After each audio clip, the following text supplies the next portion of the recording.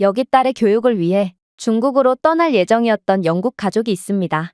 그런데 이들은 중국으로 떠나기 직전 우연히 영국 공영방송에서 방영된 한국 관련 영상을 보게 되었고, 결국 중국행 계획을 전면 취소하고 급하게 한국으로 떠나고 말았다고 하는데요.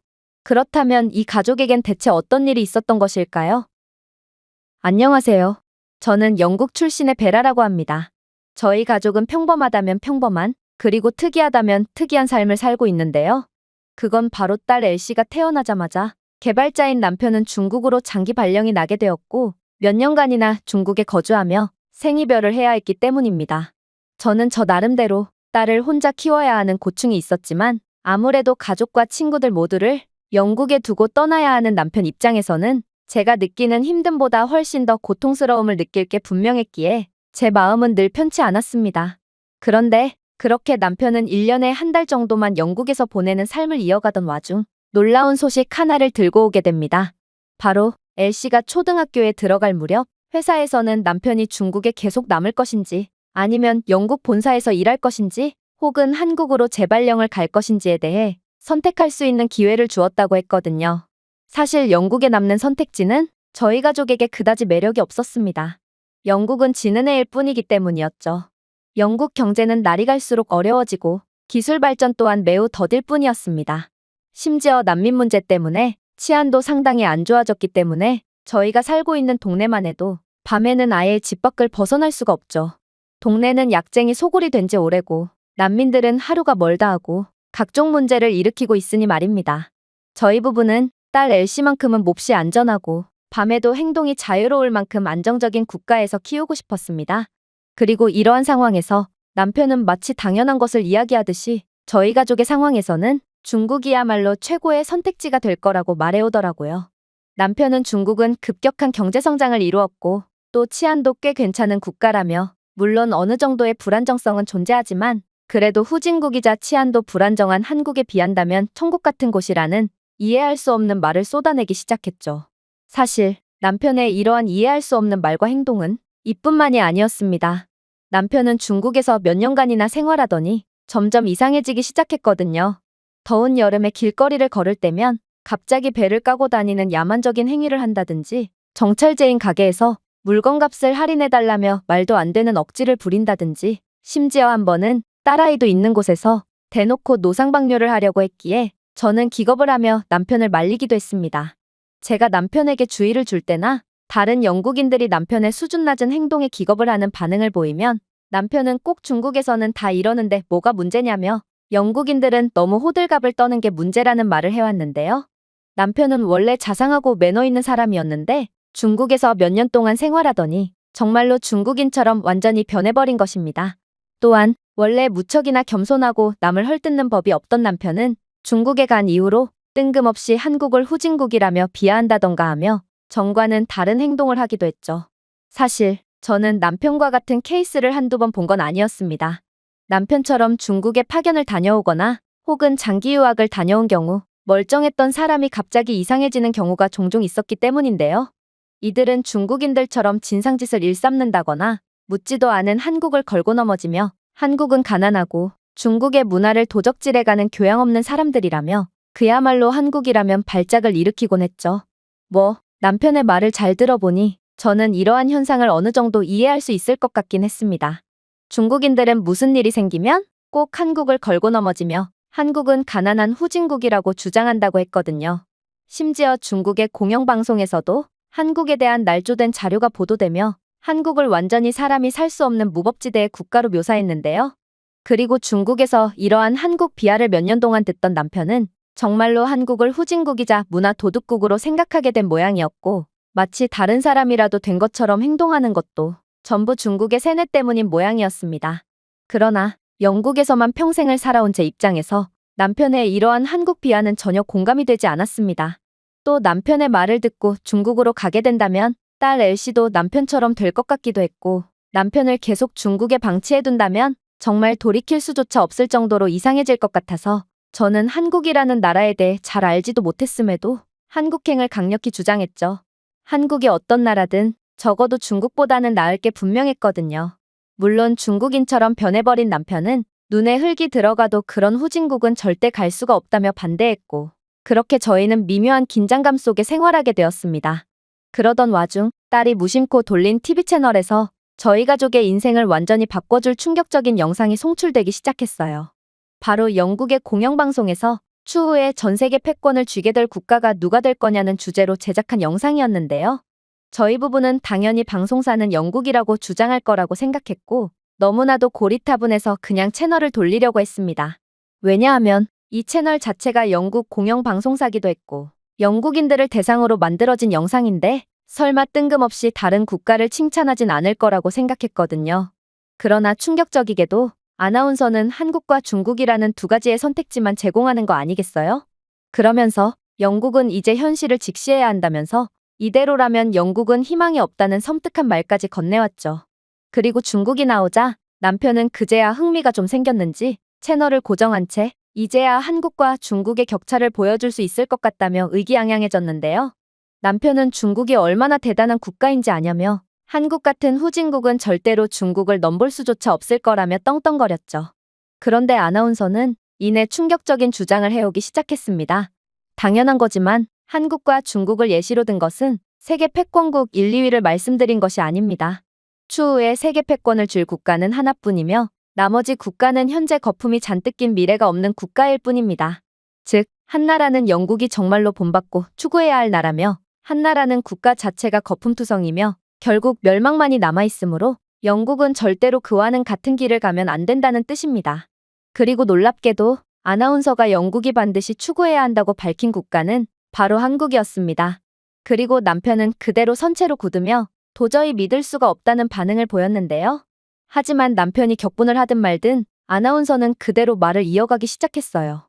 한국이 세계 패권국으로 발돋움할 이유와 중국이 내리막길만 걷게 될 이유는 너무나도 명확합니다.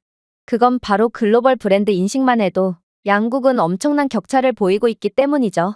삼성, 현대, LG와 같은 한국 브랜드들을 좀 보세요. 한국 브랜드는 공통적으로 신뢰성, 품질, 기술 혁신으로 전 세계적으로 널리 인정받고 있습니다.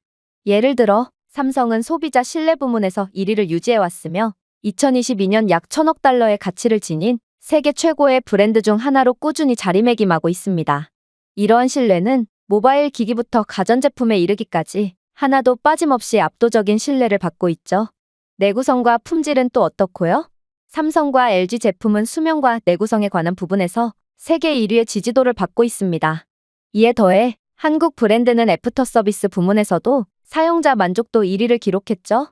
이러한 품질 인식의 일관성 덕분에 삼성은 전 세계적으로 충성도 높은 고객층을 유지할 수 있는 것입니다. 이러한 글로벌 브랜드 인식은 결국 국가의 소프트 파워와 호감도에 큰 영향을 미칠 것이고 결국 가까운 미래에는 오직 메이드 인 코리아만 붙었다 하면 전 세계인들이 가격이나 성능도 보지 않고 미친 듯이 제품들을 쓸어 담게 될 거란 말입니다. 버블 경제 시절 일본을 좀 보세요. 당시 전 세계는 메이드 인 재팬만 보면 미친 듯이 물건을 쓸어 담았습니다. 그 제품이 어떤 성능을 가지고 있는지 그리고 해당 제품이 내게 필요한지는 관심이 없었죠. 이게 바로 이미지와 소프트 파워의 강력한 힘이라는 것입니다. 한국과 일본의 가장 큰 차이점이라면 한국은 이러한 긍정적인 브랜딩을 계속해서 유지할 수 있을 만한 지속 가능한 기술력을 가졌지만 일본은 그렇지 않았다는 것이죠. 일본의 당시의 기술력은 분명 훌륭했지만 이들은 연구개발 투자를 지속하지 않았습니다. 결국 일본이 나락으로 떨어지면서 기술력 수준도 저하되었고 지금의 일본의 브랜드는 그때의 명성을 아직도 되찾지 못하고 있습니다. 그러나 한국은 압도적인 연구개발 투자를 바탕으로 어떠한 상황에서도 최정상급의 기술력 수준을 유지할 것이고 절대로 일본처럼 되지 않을 거라는 말입니다. 이렇듯 진작부터 이러한 브랜딩의 중요성을 인식한 한국은 결국 앞으로 5년도 지나지 않아 이러한 천재적인 브랜딩의 달콤한 과실을 맛보게 될 거라고 예측됩니다. 하지만 중국은 어떤가요? 샤오미와 화웨이는 저렴한 가격으로 승부를 보고 있지만 턱도 없는 품질과 형편없는 내구도 문제로 외면받고 있죠. 당장 사용자 리뷰만 봐도 그렇습니다. 한국 제품들은 대체적으로 별점 5점 중 만점에 가까운 평가를 받고 있지만 중국 제품의 리뷰에는 과열, 배터리 고장, 보안 문제가 발생한 사례가 강조되며 최하위의 별점을 받고 있습니다. 심지어 영국 곳곳에서는 중국산 스마트폰의 배터리 폭발 사례가 끊이질 않고 있으며 중국의 산업 스파이 및 해킹 행위 때문에 미국, 영국, 호주를 비롯한 대다수의 국가들에서는 잠재적인 데이터 보안 위험을 이유로 민감한 분야에서의 화웨이 제품 사용에 대한 금지 조치를 취하기까지 했죠. 이러한 부정적인 인식이 그저 기업에만 국한될까요? 아닙니다. 이제는 중국산 제품이 아무리 성능이 좋아도 사람들의 뇌리에 박힌 부정적인 인식은 절대로 지워지지 않을 것이고, 중국산 제품은 더 이상 경쟁력이 없어져 점점 붕괴해버리겠죠. 이게 바로 브랜딩에 신경 쓰지 않고 극한의 이윤만 챙기던 중국의 최후라는 것입니다. 물론 삼성은 스마트폰 부문에서 약 90%의 브랜드 충성도를 자랑하며 이는 애플을 뛰어넘은 수치라는 것도 주목할 만한데요. 애플이 증명했듯이 이러한 높은 충성도는 미래 가치 평가에 있어 가장 중요한 요소라고 봐도 과언이 아니기에 삼성을 비롯한 한국 브랜드들에겐 장밋빛 미래만이 남았다고 할 수 있습니다. 하지만 중국 브랜드에 대한 충성도는 약 10%로 평가되었습니다.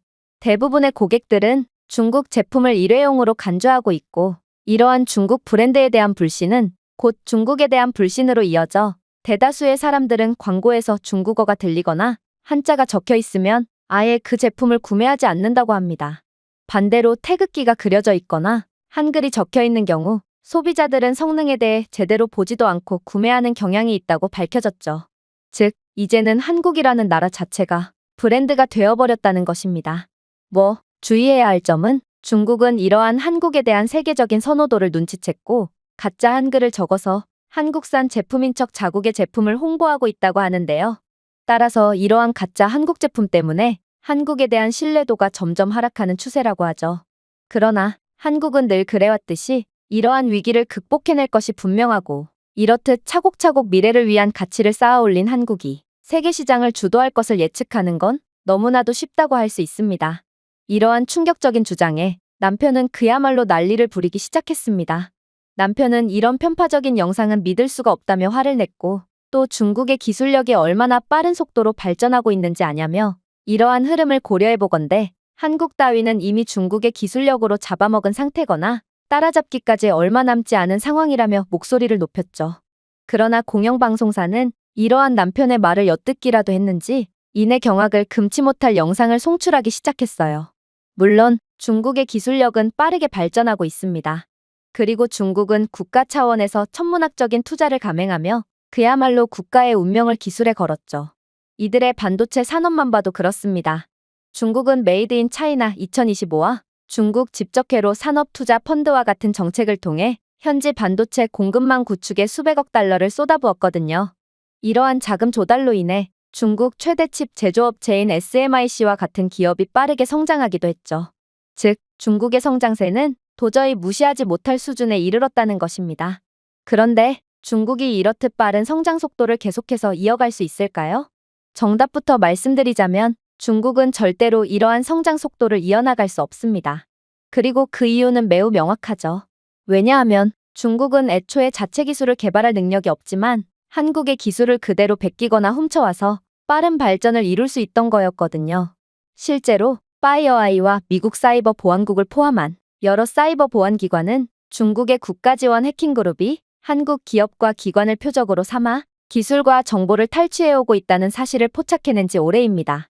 이러한 중국의 해킹 그룹들은 이전에 삼성전자에서 반도체 데이터 기밀을 훔쳤고, 또 LG화학에서 배터리 기술 정보를 훔친 것으로 파악되며 심지어 현대의 전기자동차 및 수소연료 기술을 탈취하기도 했습니다.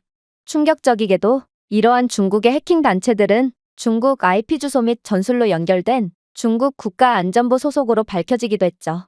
즉, 중국은 정부 차원에서 해킹 부대를 운영하며 호시탐탐 한국의 기술력을 훔치고 있었다는 것입니다. 더욱 소름 돋는 점은 중국 정부의 부서 중에는 한국 제품을 구매하고 분해하여 역엔지니어링하는 기술 카피를 전문적으로 하는 부서까지 존재한다는 것이죠.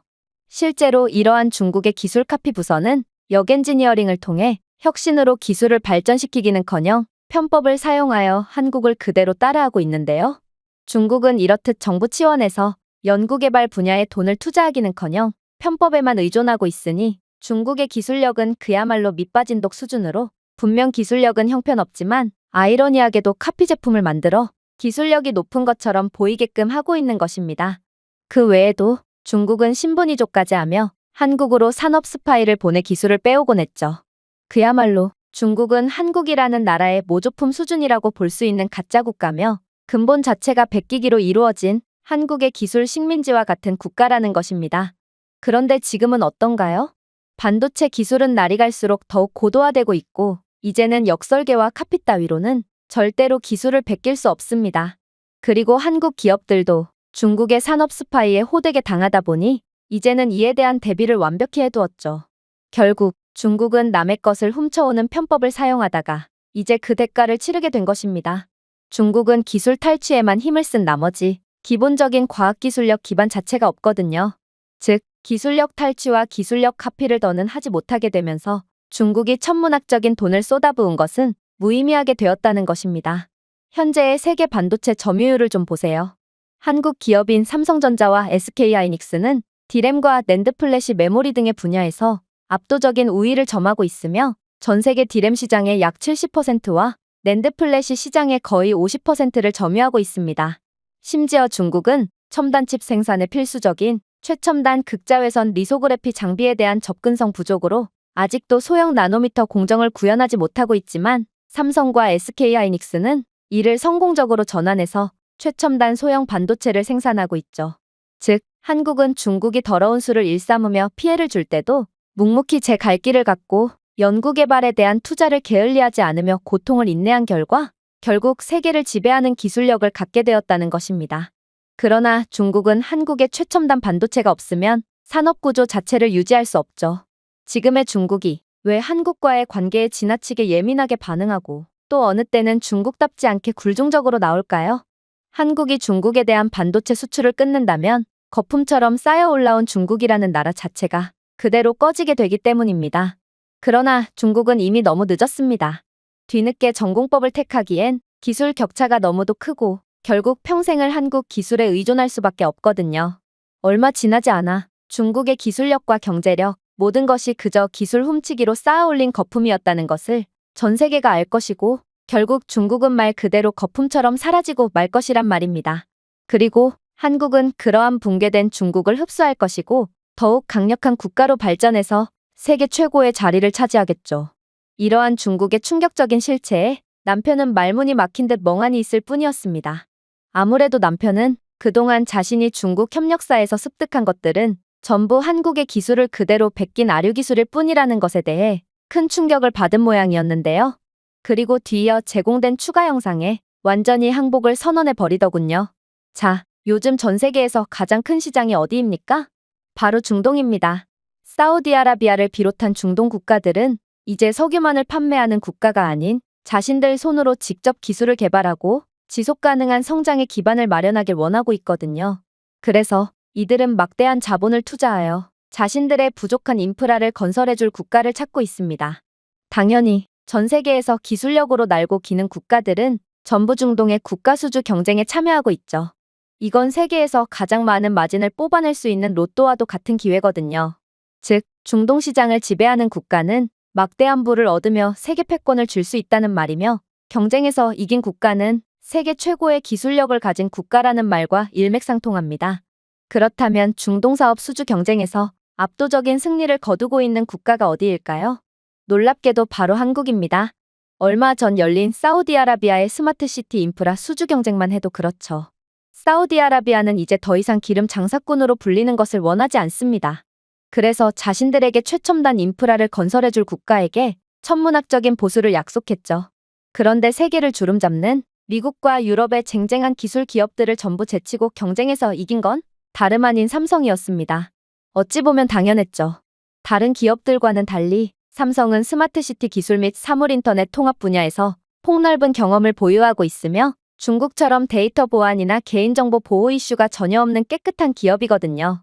그리고 한국이라는 국가 이미지 자체도 세계에서 가장 믿을 만한 매우 신뢰도 높고 긍정적이라는 점도 계약에 크게 기여했습니다. 이들의 기술력은 말할 것도 없죠. 사실 다른 쟁쟁한 유럽 기업들의 경우 최첨단 기술력에 대한 안정성이 부족합니다. 왜냐하면 유럽은 안 그런 것 같아 보여도 상당히 보수적인 사회를 가졌고 신기술에 대한 보수적인 입장을 가진 경우가 많거든요. 그러나 한국은 전혀 다릅니다. 한국인들은 늘 새로운 것을 원하고 절대로 안주하는 법이 없죠.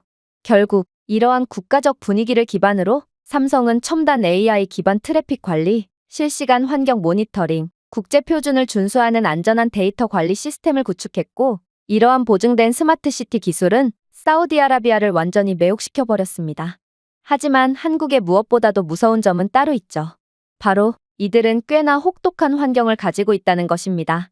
일단 한국은 반도 국가지만 북한이라는 존재 때문에 사실상 섬과 다름없습니다. 그리고 한국은 사계절이 매우 뚜렷한 국가지만 세계에서 가장 끔찍한 여름과 혹독한 겨울 날씨를 가지고 있죠. 또 기상은 어떻고요?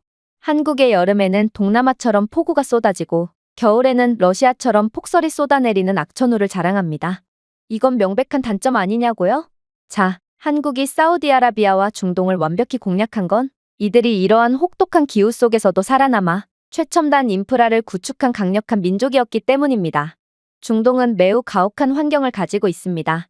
극한의 더위와 사막, 모래바람은 도저히 극복할 수 없을 것처럼 보이기까지 하거든요. 실제로 미국의 여러 글로벌 대기업들은 이러한 사우디아라비아의 혹독한 환경을 어떻게 극복할 것인지에 대한 명확한 해결책을 제시하지 못했습니다. 그러나 한국은 완전히 달랐죠. 한국은 중동의 혹독한 기후에서도 지속 가능한 도시 생활에 초점을 맞췄고 결국 극한의 더위 속에서도 작동하도록 설계된 혁신적인 냉각 및 에너지 효율적인 기술을 구현해냈습니다. 또한 중요 인프라 및 IoT 장치에 모래 입자가 유입되는 것을 방지하도록 고효율 공기여과 시스템을 구현하기도 했죠. 이러한 시스템은 다층 필터와 정전기 방지 재료를 사용하여 미세 입자를 밀어내는 전 세계에서 오직 한국만이 개발한 기술입니다. 물론 삼성은 운영 중단을 더욱 줄이기 위해 기상 및 모래 폭풍 예보 데이터를 활용하는 AI 기반 예측 유지보수 시스템을 구현했고, 이는 극한의 환경을 자랑하는 사우디아라비아에서도 안정적으로 스마트 인프라가 유지되도록 하는 천재적인 아이디어라고 할 수 있습니다. 이건 그렇게나 날고긴다던 미국조차 생각지도 못한 기술이었기에 한국은 자연스레 사우디아라비아와의 초대형 계약을 따내고 심지어 다른 중동 국가들과도 연이어 계약을 성사시킬 수 있던 것입니다. 즉, 엄청난 기술력과 천재적인 아이디어를 가진 한국에는 천문학적인 중동 자금이 들어오고 있고, 한국은 이러한 막대한 보수를 다시 연구개발에 투자하여 계속해서 세계 기술 시장을 지배하며 막대한 이익을 취할 거란 말입니다. 이런 국가를 대체 누가 막을까요? 저는 아무리 생각해도 그 경쟁자가 생각이 나지 않습니다. 결국 남편은 이젠 완전히 백기를 들고 자신이 그동안 중국에서 완전히 세뇌를 당했다는 것을 인정하고 말았습니다. 그러면서 자신은 중국이라는 우물 속에서 완전히 바보처럼 살았다며 딸 엘씨를 위해서라면 이젠 용기를 낼 때라고 하더군요. 그렇게 저희 가족은 한국에서의 새로운 도전을 결심하게 되었습니다. 그리고 그렇게 사전조사차 가보게 되었던 한국은 생각보다도 훨씬 놀라운 국가였죠. 일단 한국의 대표적인 관광지인 경복궁을 갔을 때만 해도 그랬습니다. 경복궁은 분명 놀라운 궁궐이었지만 저는 이러한 관광지보다도 정말로 한국이 살기에 적합한지를 알아보기 위해 경복궁 근처의 주거촌들을 중점적으로 관찰했는데요. 그런데 경복궁 근처의 주거지역 전역에는 AI 센서가 에너지 사용량, 폐기물, 도보 통행량, 소음 수준을 모니터링하여 마을이 환경적으로 지속 가능한 상태로 유지되도록 보장하고 있는 거 아니겠어요? 또한 AI 시스템은 조명을 조절하고 피크 시간 외 시간에는 조명을 자동으로 어둡게 하며 공기질을 모니터링하여 조정이 필요한 경우 관리자에게 알림을 보내는 기능까지 갖추고 있었습니다. 이건 정말 말도 안 되는 상황이었어요. 경복궁 근처에는 수많은 관광객들로 붐비고 있었기에 저는 근처에 사는 사람들이 약간은 불편할 수도 있을 거라고 생각했고, 당연히 소음 문제와 쓰레기 무단 투기 문제에서 자유로울 수 없을 거라고 생각했거든요. 그러나 한국은 최첨단 기술력을 통해 이러한 불편함을 사전에 차단하고 있었던 것입니다. 물론 그렇게나 한국은 후진국 타령을 하던 남편은 이러한 한국의 높은 기술 수준은 안중에도 없고 중국에서도 이토록 멋있는 궁궐은 보지 못했다며 연신 경복궁 사진만 찍어댔지만 말입니다. 아무튼 그렇게 저는 경복궁의 아름다움과 최첨단 인프라가 공존해 있는 놀라운 도시 광경에 감탄을 하며 근처의 북촌 한옥마을로 이동하게 됩니다. 그런데 저는 이곳에서 절대로 봐선 안 될 장면을 목격하고 경악을 하고 말았습니다. 왜냐하면 한옥마을 중심부에는 웬 디지털 키오스크가 존재하길래 뭔가 싶었더니 이 키오스크는 AI 기반 군중 제어 기술이 탑재되어 있어서 방문객의 흐름을 관리하여 마을의 특정 장소가 혼잡하지 않도록 유지하고 있었기 때문입니다. 이 시스템은 실시간 방문자 데이터를 기반으로 최적의 경로를 추천하고 조용한 지역을 추천하며 포토포인트 및 다과회와 같은 인기 명소를 예약할 수 있는 시스템까지 제공하고 있었는데요. 심지어 현재의 인파를 분석하고 고지해줘서 붐비는 장소를 빨갛게 표시하며 되도록 인파가 몰리지 않도록 조절해주고 있더라고요. 당연한 거지만 인파가 몰리는 장소를 구태여 가고 싶은 사람은 없습니다.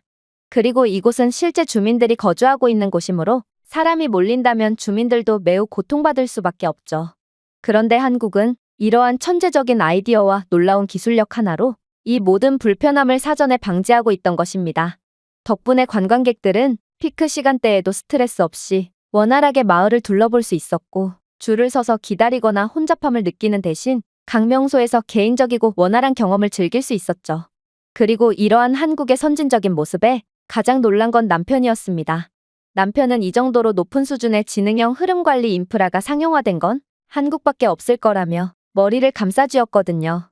그러면서 중국의 경우 이러한 디지털 키오스크는 대부분 보여주기식일 뿐이라며 중국에 설치된 대부분의 디지털 키오스크는 그럴듯한 기능이 추가된 것처럼 보이면서도 애초에 터치 기능조차 지원되지 않고 외국어 번역 시스템도 없다고 했는데요. 심지어 중국에는 이러한 보여주기식 가짜 전자 스크린을 전문적으로 만드는 업체도 있다면서 중국은 마치 기술력은 있으나 잠깐 고장 때문에 보여주지 못하는 척을 하지만 실제로는 애초에 최첨단 인프라를 구현할 기술력조차 없다며 그냥 나라 자체가 전부 가짜투성이인 사기국가라며 학을 떼더라고요. 아무래도 남편은 한국의 압도적인 모습을 보고 중국의 세뇌에서 완전히 벗어나게 된 모양이었고 자신이 그러한 형편없는 국가에 속았었다는 사실 자체가 매우 부끄럽게 느껴지는 모양이었습니다. 하지만 무엇보다도 충격적이었던 점은 따로 있었어요. 바로 저희는 한국의 전통 유적지들을 감상하느라 혼이 빠졌고 결국 밤늦게까지 구경을 이어나가게 되었는데요. 그런데 영국에서와는 달리 한국에서는 밤이 되어도 전혀 불안감을 느끼지 않아도 되었거든요. 한국에서 약물이나 각종 불법 행위를 하려는 사람들은 일절 없었고 심지어 어두운 밤임에도 여자나 어린아이들마저도 아무런 위험 없이 골목길을 활보하고 있었습니다. 남편은 이것 말이 안 된다며 중국에서도 관광지나 번화가를 제외한다면 밤에는 절대로 아이 혼자 돌아다녀선 안 된다며 날뛰었는데요. 그러면서 으슥한 골목길로 들어가려는 초등학생 아이를 붙잡고 영어를 구사하며 자신이 집까지 데려다 주겠다는 말을 건네더군요. 저는 그런 남편의 모습에 한숨을 내쉴 뿐이었습니다. 아니 상식적으로 한국인 초등학생 아이가 어떻게 영어를 알아듣겠어요? 하지만 놀랍게도 초등학생 아이는 남편의 영어를 전부 알아들었을 뿐더러 유창한 영어까지 구사하며 한국은 안전해서 괜찮다는 대답을 건네오는 거 아니겠어요? 그러면서 아이는 이러한 상황 자체가 부끄러운지 그대로 자신의 집으로 뛰어가 버렸고 저는 이러한 믿지 못할 상황에 벙찔 뿐이었습니다. 하나를 보면 열을 안다고 한국은 세계에서 가장 안전한 국가였으며 교육 수준도 최고였고 또 기술력 수준도 세계적인 말 그대로 뭐 하나 빼놓을 것 없는 완벽한 국가였던 것입니다. 저는 이 나라야말로 저희 가족이 새 출발할 최고의 나라라고 확신할 수밖에 없었습니다. 딸 엘씨는 이곳에서 최고의 교육을 받고 안전하게 자랄 것이고 개발자인 남편 또한 중국에 있을 때보다 훨씬 더 강력한 커리어를 갖게 될 게 분명해 보였죠. 제가 준비해온 내용은 여기까지입니다. 끝까지 시청해주셔서 진심으로 감사드리며 여러분들의 구독과 좋아요, 알림 설정은 영상 제작에 큰 힘이 됩니다. 이상 세모튜브였습니다.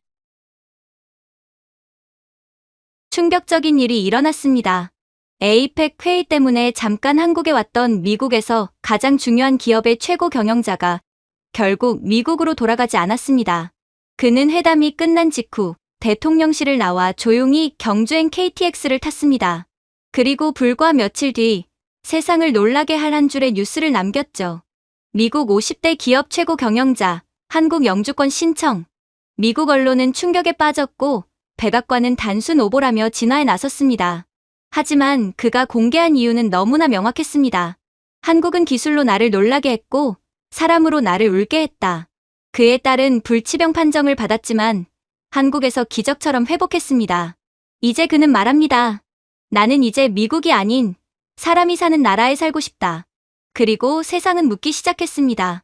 대체 한국에서 무슨 일이 있었던 걸까? 저는 월드와이드 테크놀로지 WWT의 최고 경영자입니다. 저희 회사는 미국의 절반 이상 네트워크를 지탱하는 눈에 보이지 않는 시스템을 만드는 기업입니다. 국방부의 양자 클라우드부터 나사의 시뮬레이션 그리드까지 우리 시스템은 현대 문명의 맥박을 움직이고 있죠. 하지만 그 모든 정밀함 속에서도 단 하나 제가 고치지 못한 시스템이 있었습니다. 제 딸의 점점 꺼져가는 생명이었습니다. 한국 경주에서 열린 에이펙 정상회의는 저에게 단순한 외교 행사에 불과했습니다. 언제나처럼 무대에 오르자 조명이 쏟아지고 카메라 셔터가 터졌습니다. 제 앞에 텔레프롬프터에는 이사회가 써준 문장이 빛나고 있었습니다. 텍사스 확장을 발표하고 수익률을 약속하며 마지막엔 미국식 미소로 마무리한다. 하지만 저는 숨을 고르고 이렇게 말했습니다. 다음 글로벌 허브는 텍사스도 싱가포르도 아닌 한국에 세울 것입니다. 순간 공기가 멈춘 듯 조용해졌습니다. 기자들의 눈이 동요했죠. 누군가는 제가 대본을 잘못 읽었다고 생각했을 겁니다. CNBC 앵커가 소리쳤습니다. 한국요? 시스템 기업이 왜 거기로 갑니까? 워싱턴의 하원의원회는 몇 분 만에 성명을 냈습니다. 제 결정을 비전략적 일타이라고 불렀습니다. 주가는 연설이 끝나기도 전에 8%나 하락했죠. 그때 청중 속에서 제 아내 에블린의 얼굴이 얼어붙어 있는 모습을 보게 되었습니다. 저는 그녀에게 아무 말도 하지 않았어요. 무대에서 내려오며 조용히 속삭였습니다. 이 결정은 손실이 아닙니다. 회복이죠. 제가 이런 결정을 하게 될 줄은 정말 꿈에도 몰랐지만 한국은 그럴 수밖에 없게끔 제게 선택을 강요했어요. 안녕하세요. 제 이름은 조나단 리브스입니다. 샌프란시스코의 펜트하우스. 제 집인 그곳은 완벽하게 살균된 정밀의 성전이었습니다.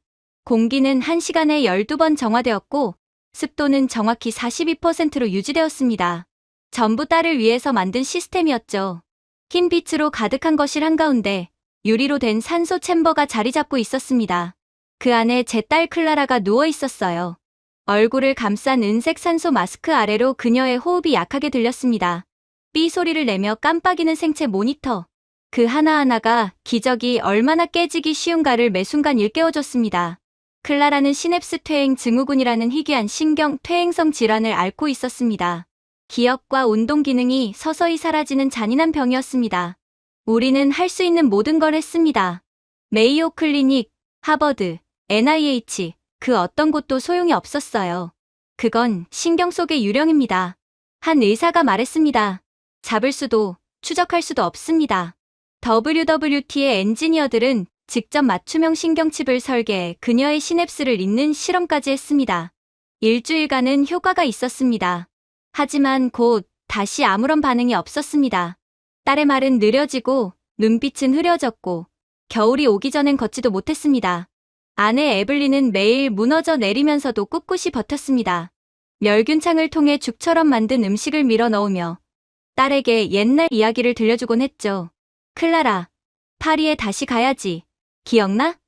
클라라의 눈동자가 미약하게 움직였습니다. 나는 그냥 햇빛 아래서 뛰고 싶어요. 에블린은 아무 말 없이 유리에 이마를 대고 조용히 울었습니다. 밤마다 저는 챔버 앞 의자에 앉아 있었습니다. 지구의 날씨를 계산할 수 있는 기계들이 제 뒤에서 우문거렸지만 제 아이의 세포 하나도 제어할 수 없었습니다. 수십억 달러짜리 시스템을 지휘하는 제가 단 하나의 생명을 구하지 못했던 거였죠. 그러던 어느 날 에이펙 한국 정상회의 초청이 들어왔습니다. 그건 그냥 외교 이벤트입니다. 제 비서는 말했습니다. 굳이 가실 필요 없습니다. 하지만 저는 살균된 공기 대신 다른 공기를 마시고 싶었습니다. 제 딸이 조용히 죽어가는 이 정적에서 벗어나고 싶었습니다. 그래서 참석을 결정했습니다. 제가 한국행을 알렸을 때 에블린은 멸균 수저를 떨어뜨렸습니다. 한국이라고요? 그녀가 말했습니다. 조나단, 거긴 의료 선진국이 아니잖아요. 그냥 아시아죠. 거기서 뭘 기대합니까? 저는 차분히 답했습니다. 그들은 다른 무언가를 가지고 있습니다. 그녀는 비웃듯 웃었습니다. 다르다고요? 제3세계 병원이 하버드가 못한 걸 한다고요? 저는 더 말하지 않았습니다. 논리로는 두려움을 설득할 수 없다는 걸 알고 있었으니까요. 이건 병원이 아니라 시스템의 문제입니다. 시스템이요? 에블린은 떨리는 목소리로 말했습니다. 의사들이 비행은 위험하다고 했잖아요. 그러다 클라라가 잘못되기라도 하면 어쩌려고요? 알아요. 그럼 왜 위험을 감수하죠? 여기 미국에서 딸이 호전되는 것을 본 적이 있나요? 우린 할 수 있는 모든 최고급 의료 서비스를 받아왔어요. 하지만 클라라는 호전되기는커녕 오히려 악화되고만 있죠. 아마 이건 미국이라는 나라, 본질적인 데에 문제가 있는 게 분명해요. 그녀는 등을 돌렸습니다. 분노와 절망이 뒤섞인 목소리로 낮게 말했습니다. 나는 내 아이를 이름조차 제대로 못 읽는 나라에 묻고 싶지 않아요. 그날 밤, 클라라는 거의 잠에서 깨어나지 못하다가 눈을 떴습니다. TV 화면엔 한국의 도시, 서울이 푸른빛으로 반짝이고 있었어요. 아빠, 그녀가 마스크 너머로 속삭였습니다. 저기 하늘이 부드러워 보여요. 우리 공기보다 더 친절할지도 몰라요. 그 말이 제 마음을 꿰뚫었습니다. 논리도, 데이터도, 불신도 무너졌습니다. 그래서 그날 밤 바로 비행기를 예약했습니다. 에블린은 몇 시간 동안 아무 말도 하지 않았습니다. 짐을 싸면서 손이 떨렸습니다. 멸균 필터, 의무 기록, 의료 서류 하나하나 넣으며 속삭였습니다. 이건 도박이에요. 그녀가 하늘 위에서 죽으면 그건 당신 책임이에요. 우리가 탑승한 전용기는 상업용 여객기가 아니라 제 회사인 WWT의 양자 통신 항공기였습니다. 저 자신이 설계에 참여한 우주비행사용 산소 안정화 시스템이 탑재된 기체였죠. 아이러니했습니다. 전 세계의 기밀 데이터를 실어 나르는 비행기가 이제는 한 명의 병든 아이를 위한 구급선이 되었다는 사실이요. 클라라는 대부분 잠들어 있었습니다. 에블린은 마스크를 쓴 채 그녀 옆에서 울다 잠들었고 저는 창밖을 바라봤습니다. 태평양의 끝없는 푸른 빛이 아래에서 반짝였습니다. 매 분마다 저는 시간을 믿음으로 바꾸는 내기를 하는 기분이었습니다. 한 임원이 떠나기 전 제게 말했었습니다. 리브스 회장님, 한국은 불확실성입니다. 위험이에요. 굳이 그런 위험을 감수할 필요는 전혀 없습니다. 저는 대답했습니다. 전기도 처음엔 위험이었죠. 그러나 지금은 세상을 바꿨어요. 아마 한국은 내 세상을 완전히 바꿔줄 수도 있을 겁니다. 클라라는 내 세상의 전부거든요. 비행 도중, 클라라가 천천히 눈을 떴습니다. 아빠, 무섭나요? 잠시 망설이다가 웃었습니다. 그래, 무섭다. 하지만 우리가 가는 곳인 한국 자체가 두려운 게 아니라 우리가 어떤 경험을 하게 될지가 두렵구나. 그녀는 숨을 고르며 속삭였습니다. 그럼 거기선 제가 뛸 수 있을까요? 그 목소리는 금이 간 악기처럼 떨렸습니다. 저는 고개를 끄덕였습니다. 그래, 뛰게 될 거야. 그리고 아빠도 다시 숨쉬게 될 거야. 창밖으로 여명이 떠올랐습니다. 태평양 위로 퍼지는 햇살이 기체를 감쌌습니다. 그녀의 생체 모니터가 잔잔하게 깜빡였고 마치 약속에 답하듯 규칙적인 리듬을 내었죠. 에블린은 딸의 작은 손을 잡은 채 잠들어 있었습니다. 저는 수평선 너머로 번지는 빛을 바라보며 생각했습니다. 어쩌면 데이터로 계산할 수 없는 무언가가 이 세상엔 남아있을지도 모른다고요. 아직 한 번도 가본 적 없는 도시, 경주. 그곳엔 제 인생의 방정식을 완성시킬 마지막 해답이 기다리고 있을 것이 분명했어요. 그렇게 곧 비행기가 옅은 아침 구름을 뚫고 내려갈 때 저는 눈을 의심했습니다. 저는 서울에서 열리는 회담에 참석한 뒤 경주로 향할 예정이었는데 그렇게 잠시 들른 서울은 도시가 아니었거든요. 마치 유리로 조각된 회로 같았고 떠오르는 태양 아래에서 미세하게 맥동하는 듯했습니다. 도로는 거울처럼 반짝였고 건물들은 살아있는 것처럼 햇빛의 온도에 따라 색을 바꾸고 있었습니다. 에블린이 창문에 얼굴을 바짝대며 중얼거렸습니다. 저건 미세먼지예요? 아니, 하나도 안 보여요. 기내 모니터를 확인하니 초미세먼지 지수가 3마이크로그램/, 세제곱미터로 표시되어 있었습니다. 3이네요. 제가 조용히 말했습니다. 지난주 LA는 46이었어요. 에블린이 눈을 크게 뜨며 말했습니다. 그건 말도 안 돼요. 서울은 한국에서 가장 혼잡한 도시 아니었나요? 그런데 어떻게 미국을 압도하는 공기 상태를 가질 수 있죠? 공항에서 우리를 맞은 차량은 소리도 진동도 없었습니다. 엔진 소리가 아닌 마치 숨소리 같은 낮은 소리만 들렸죠. 운전기사 윤승환 씨가 공손히 인사하며 문을 열었습니다. 리브스 회장님, 서울에 오신 걸 환영합니다. 차량이 고객님의 생체 정보를 기반으로 온도와 습도를 자동 조절합니다. 편히 쉬십시오. 에블린이 찡그리며 말했습니다. 우리한테 맞춘다고요? 그가 미소를 지었습니다. 네, 부인. 심박수, 땀 분비량, 미세한 스트레스 반응까지 인식합니다. 걱정 마세요. 클라라가 미약하게 웃으며 말했습니다. 그럼 엄마 화난 것도 알아요? 에블린이 한숨을 쉬었습니다. 그럼 계속 과로하겠네요. 우리에게 맞춰 가동되는 시스템 말입니다. 차가 공항을 빠져나오자 8차선 도로가 펼쳐졌습니다. 그런데 놀랍게도 완벽한 정적 속에 모든 차량이 일정한 속도와 거리로 미끄러지듯 움직이더군요. 터널에서도 마찬가지였어요. 저는 터널에 들어서자마자 어둠을 예상했습니다. 그런데 마치 나처럼 밝았어요. 알고 보니 벽면에는 열을 흡수해 에너지로 전환하는 패널이 빛나고 있었습니다. 소음도 타이어 마찰음도 없었죠. 이 터널은 스스로 공기를 정화합니다. 윤 씨가 말했습니다. 30초마다 공기를 순환시킵니다. 그 순간 클라라가 조용히 중얼거렸습니다. 아빠, 숨 쉴 수 있어요. 그녀의 산소 모니터를 보니 초록불이 깜빡이고 있었습니다. 산소 포화도 89%. 제가 속삭였습니다. 에블린이 믿을 수 없다는 듯 손을 입에 대었습니다. 우린 지금 방 밖인데요. 심지어 이곳은 그렇게나 더럽고 공기가 안 좋다던 터널 아니에요. 조나단, 이게 가능해요? 밖으로 시선을 돌리자 서울의 건물들은 그림자를 만들지 않았습니다. 유리 외벽이 햇빛의 각도에 따라 투명도를 조절하고 있었죠. 태양광 패널은 구름의 움직임에 맞춰 각도를 바꾸며 98% 효율로 빛을 추적했습니다. 윤 씨가 자랑스럽게 말했습니다. 서울은 2025년 이후 에너지 순생산 도시입니다. 모든 건물이 사용하는 전력보다 더 많이 생산하죠. 에블린은 고개를 저으며 말했습니다. 미국은 아직도 신호등 맞추는 것도 제대로 못하는데. 저는 말이 막혔습니다. 샌프란시스코에서는 나뭇가지 하나 떨어져도 전력이 끊기니까요. 그게 바로 미국의 전력 인프라의 현실인 것입니다. 그런데 여기선 나무가 오히려 전력을 생산하고 있었어요. 강남 도심에 들어서자 수많은 인파가 질서정연하게 횡단보도를 건너고 있었습니다.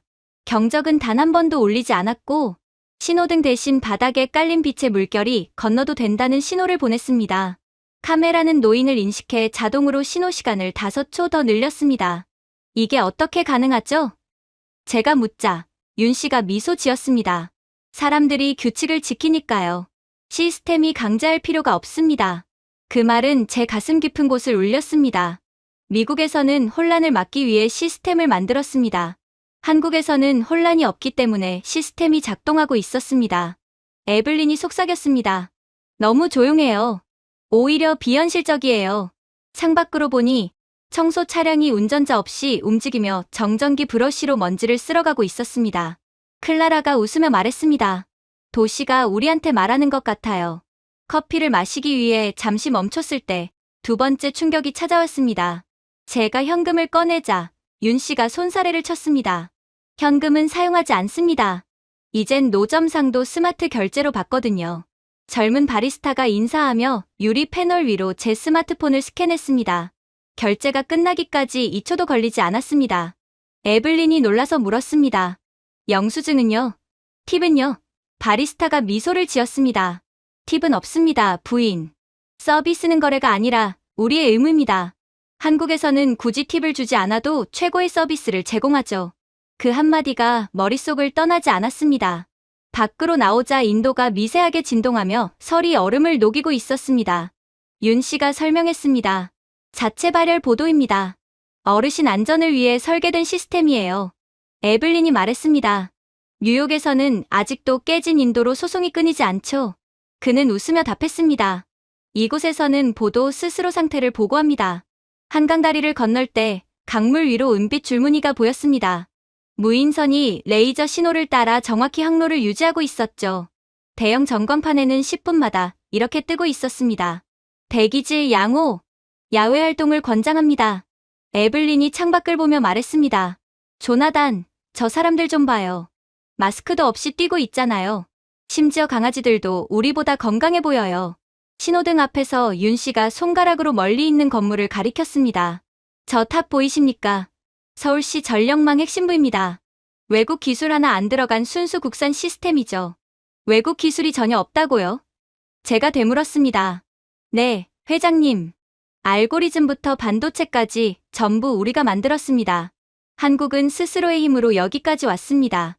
완전히 기술적으로 독립했죠.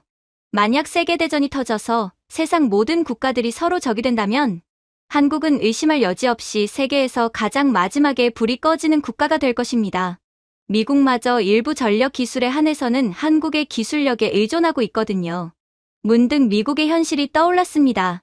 여름마다 전력망이 끊기는 뉴욕, 폭우 한 번에 마비되는 시카고, 물 부족으로 갈라진 샌프란시스코의 거리들. 그런데 이 작고 좁은 반도국에선 모든 불빛이 완벽하게 살아 있었습니다. 공기는 실험실보다 깨끗했고 도시의 정적은 경건할 정도였습니다. 클라라가 창밖을 보며 말했습니다. 아빠, 건물들이 살아 있어요. 그래, 제가 답했습니다. 이 도시는 사람 대신 숨쉬고 있구나. 에블린이 중얼거렸습니다. 이게 개발도상국이라면 우리는 퇴보한 선진국이네요. 호텔에 도착하자 문이 열리며 부드러운 바람이 불어왔습니다. 에어컨이 아닌 벽 속의 미세 통풍구가 일정한 기압을 유지하며 공기를 순환시키고 있었습니다. 제 스마트워치가 울렸습니다. 실내 이산화탄소 농도 410ppm, 세계 평균 580ppm. 저는 웃으며 말했습니다. 우린 공기도 파업하는 나라에서 살았는데 여긴 공기가 오케스트라처럼 움직이네요. 에블린이 로비를 둘러보며 말했습니다. 쓰레기도 없고 소리도 없어요. 다들 조용히 움직여요. 심지어 전화벨 소리도 없네요. 공간을 존중하니까요. 제가 대답했습니다. 그녀가 잠시 멈추더니 조용히 말했습니다. 우리는 문명이라는 걸 절반만 배운 것 같네요. 밤이 되어 저는 호텔 발코니에 서서 서울의 스카이라인을 바라봤습니다. 하얀 빛과 푸른 빛이 파도처럼 물결치며 도시는 숨쉬고 있었습니다. 그 순간 제 머릿속에는 미국의 거리들이 떠올랐습니다. 빗물로 찬 포트홀, 오일이 새는 쓰레기차, 엉킨 전선들. 우린 그걸 자유라 불렀지만 이곳을 보며 깨달았습니다. 진짜 자유는 혼돈 위의 질서가 아니라 서로에 대한 배려로 세워진 질서였습니다. 클라라가 제 옆으로 와서 속삭였습니다. 도시가 살아있는 것 같아요, 아빠. 저는 고개를 끄덕였습니다. 그래. 여긴 기술로 만든 도시가 아니라 마음으로 만든 도시야. 그리고 처음으로 이렇게 생각했습니다. 진보란 새로운 발명을 말하는 게 아니라 서로를 돌보는 마음일지도 모른다. 그렇게 저희 가족은 한국에서 완전히 화들짝 놀랐습니다. 그리고 서울에서의 스케줄을 마친 뒤 경주로 이동했죠. 처음 경주에 도착했을 때 저는 무엇을 기대해야 할지 몰랐습니다. 사람들은 이곳을 시간의 도시라 불렀지만 저는 그저 오래된 돌무더기와 조용한 박물관 정도를 상상했습니다. 그러나 그곳은 살아 있었습니다. 마치 역사가 스스로 숨쉬는 법을 배운 도시 같았죠. 부드러운 호박빛 가로등 아래 곡선의 지붕과 유리 건물들이 나란히 서 있었지만 시대가 다름에도 서로 완벽히 조화를 이루고 있었습니다. 이곳은 과거에 머물지도 미래를 쫓지도 않았습니다. 그저 균형 잡혀 있었습니다. 믿을 수 없을 만큼 완벽하게요. 에블린이 차창에 이마를 대며 속삭였습니다. 이건 제가 상상한 게 아니에요. 훨씬 더 세련됐어요. 운전기사가 미소를 지으며 100m 너머로 말했습니다. 세련된 게 아니라 영원하다고 표현하고 싶습니다. 그녀가 웃으며 대꾸했습니다. 시골인데 이렇게 반짝이다니. 어떻게 가능한 거죠? 태양광 분진등입니다. 그가 답했습니다. 낮 동안 빛을 흡수하고 밤에는 저장된 에너지를 내보내죠. 일반 전구는 이미 10년 전에 사라졌습니다. 우리는 보문호 근처의 작은 게스트하우스에 머물렀습니다. 벽에는 공기질과 수질이 실시간으로 표시되는 디지털 패널이 걸려 있었습니다. 클라라가 제일 먼저 눈치챘습니다. 아빠, 이거 봐요. 비보다 공기가 더 깨끗하대요. 화면에는 초미세먼지 1.8 마이크로그램 퍼 세제곱미터라고 적혀 있었습니다. 미국 샌프란시스코에서는 단 한 번도 50 아래로 내려간 적이 없었죠. 에블린이 숨을 내쉬며 웃었습니다. 미국 공기가 깨끗하다고 믿었던 게 부끄럽네요. 다음 날, 저는 에이펙 회의에 다녀왔고 돌아왔을 때 에블린과 클라라는 정원에서 맨발로 앉아 있었습니다. 그들은 연잎에 싼 음식을 먹고 있었고 햇살 아래 얼굴이 환했습니다. 에블린이 손을 흔들었습니다. 조나단, 믿기 힘들겠지만 클라라가 걸었어요. 밖에서요. 마스크도 없이요. 저는 놀라 멈춰섰습니다. 뭐라고요? 몇 걸음뿐이지만 스스로 걸었어요. 클라라가 미소를 지었습니다. 여기 공기는 따뜻해요. 집처럼 목이 아프지 않아요. 기적과도 같은 일이었습니다. 보호자의 보조 없이는 제대로 걷지도 못하던 클라라가 한국에 오자마자 혼자 힘으로 걷다니. 단 몇 걸음뿐이었지만 미국에서는 단 한 번도 그런 적이 없었던 클라라였기에 저는 이곳에서 뭔가 희망을 얻는 느낌이 들었어요. 그날 오후 우리는 산책을 나섰습니다. 경주의 거리는 넓지도 화려하지도 않았지만 모든 게 리듬을 이루듯 움직이고 있었습니다. 횡단보도는 사람이 없을 땐 불빛이 자동으로 줄어 전력을 절약했고 도로 밑에는 토양 상태와 교통 흐름을 감지하는 센서가 깔려 있었습니다. 누구를 통제하기 위한 장치가 아니라 도시를 돌보기 위한 장치였어요.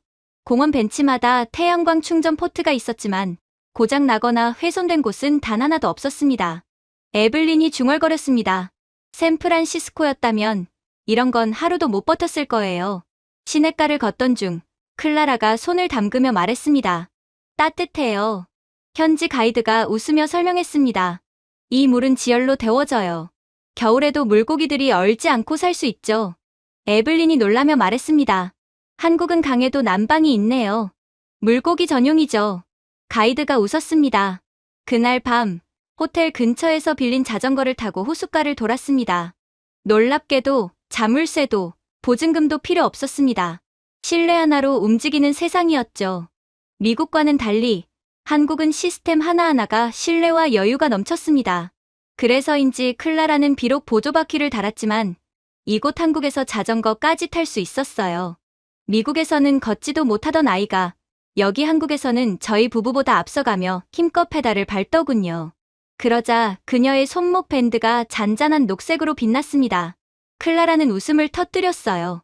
논밭 사이에는 은은한 빛을 내는 조류가 자라 밤에도 논 전체가 별처럼 반짝이고 있었습니다. 별이 땅에 떨어진 것 같아요. 에블린이 말했습니다. 빛으로 농사를 짓는다니 정말 믿기지 않네요. 그건 기술이 아니라 배려로 하는 농사예요. 제가 대답했습니다. 다음 날 아침, 저희는 한 현지 가정에서 아침 식사 초대를 받았습니다. 자전거를 타다가 만난 가족이었어요. 솔직히 서먹할 줄 알았어요. 그들과 저희는 번역 앱으로 겨우 대화를 했거든요. 하지만 한국인들은 우리를 마치 오래된 이웃처럼 맞아주었습니다.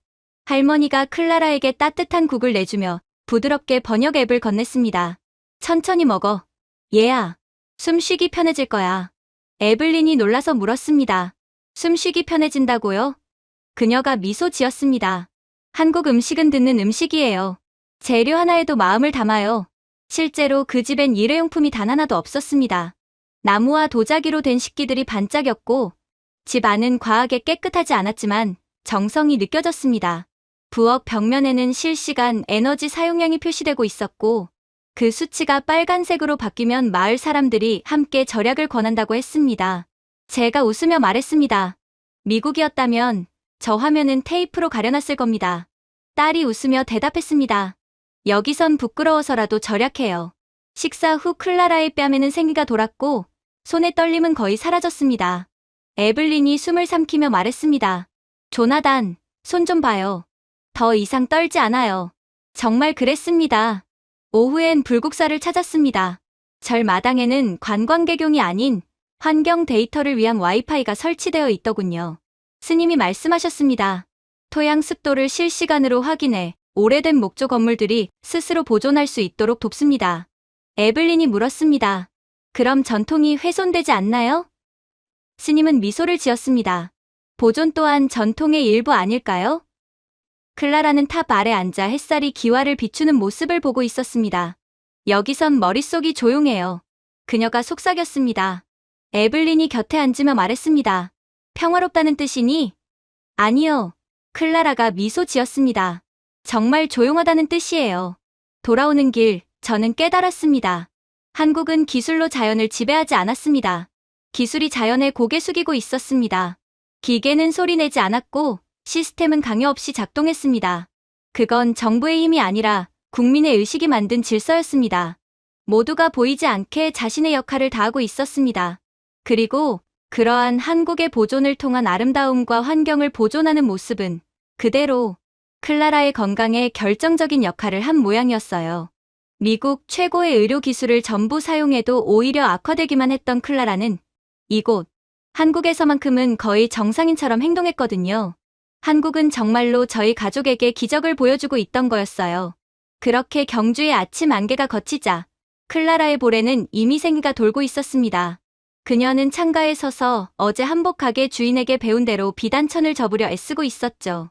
이건 그냥 옷이 아니에요, 아빠. 그녀는 미소 지으며 말했습니다. 주인 아주머니가 생마다 몸의 호흡을 다르게 돕는다고 하셨어요. 이 한복들은 한국의 전통 염료로 만들어졌고 이 염료들은 몸이 숨을 쉴 수 있도록 도와준다고 하셨죠. 에블린이 눈썹을 치켜 세웠습니다. 색으로 숨을 쉰다고? 시적이긴 하네. 의학적이라기보단 그게 바로 요점일지도 몰라요. 저는 조용히 대답했습니다. 그동안의 치유란 차갑고 금속 같고 냄새 없는 것이었지만 한국의 치유는 살아 있었습니다. 기계로 짜맞춰진 것이 아니라 정성으로 짜여진 듯했죠.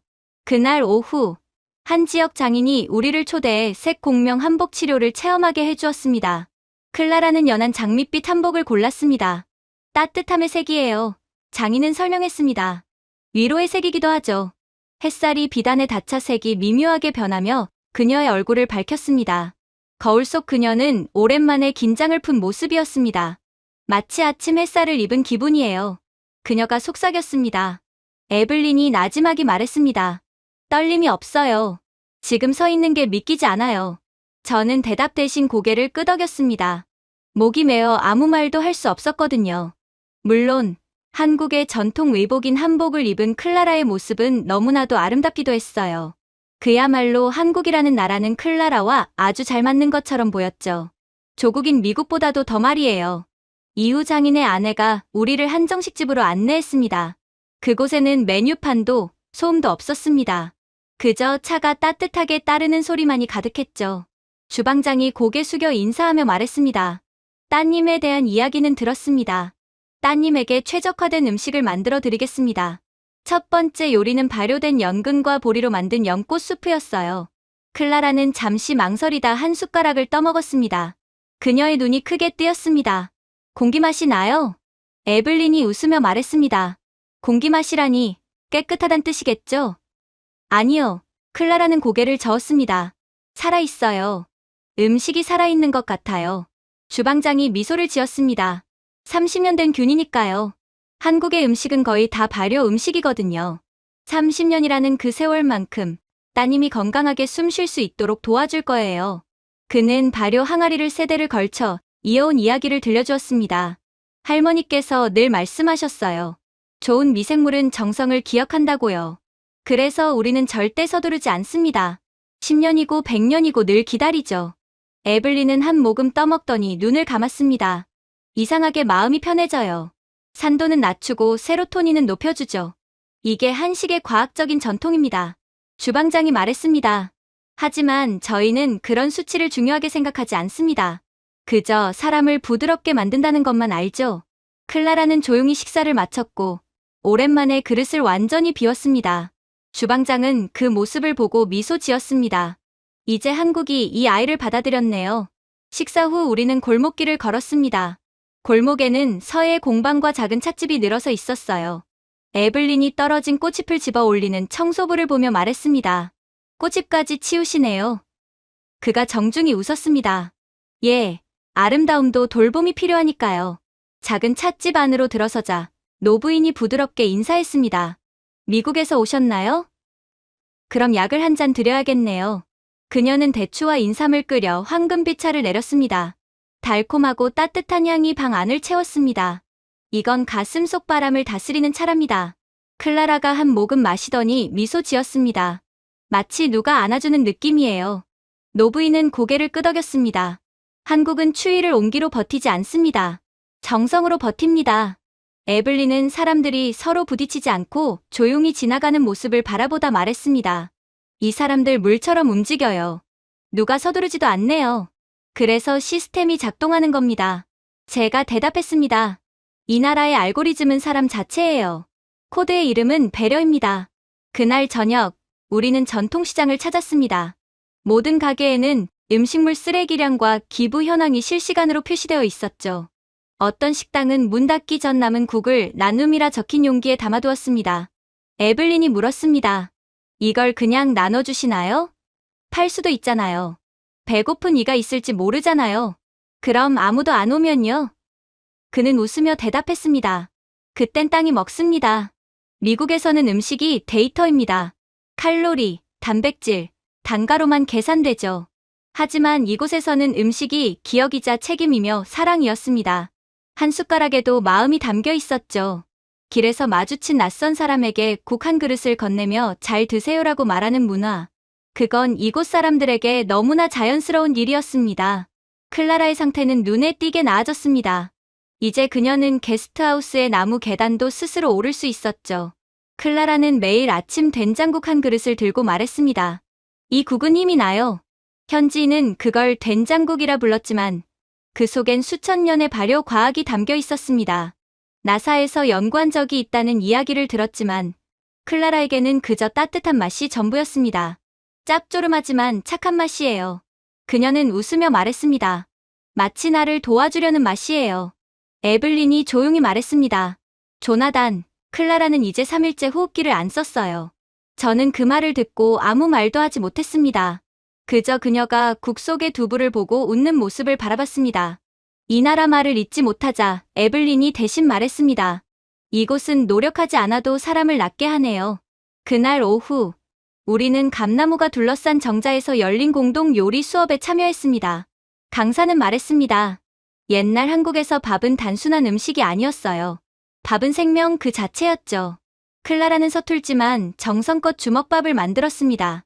강사는 부드럽게 말했습니다. 완벽하게 만들 필요 없어요. 진심이면 충분해요.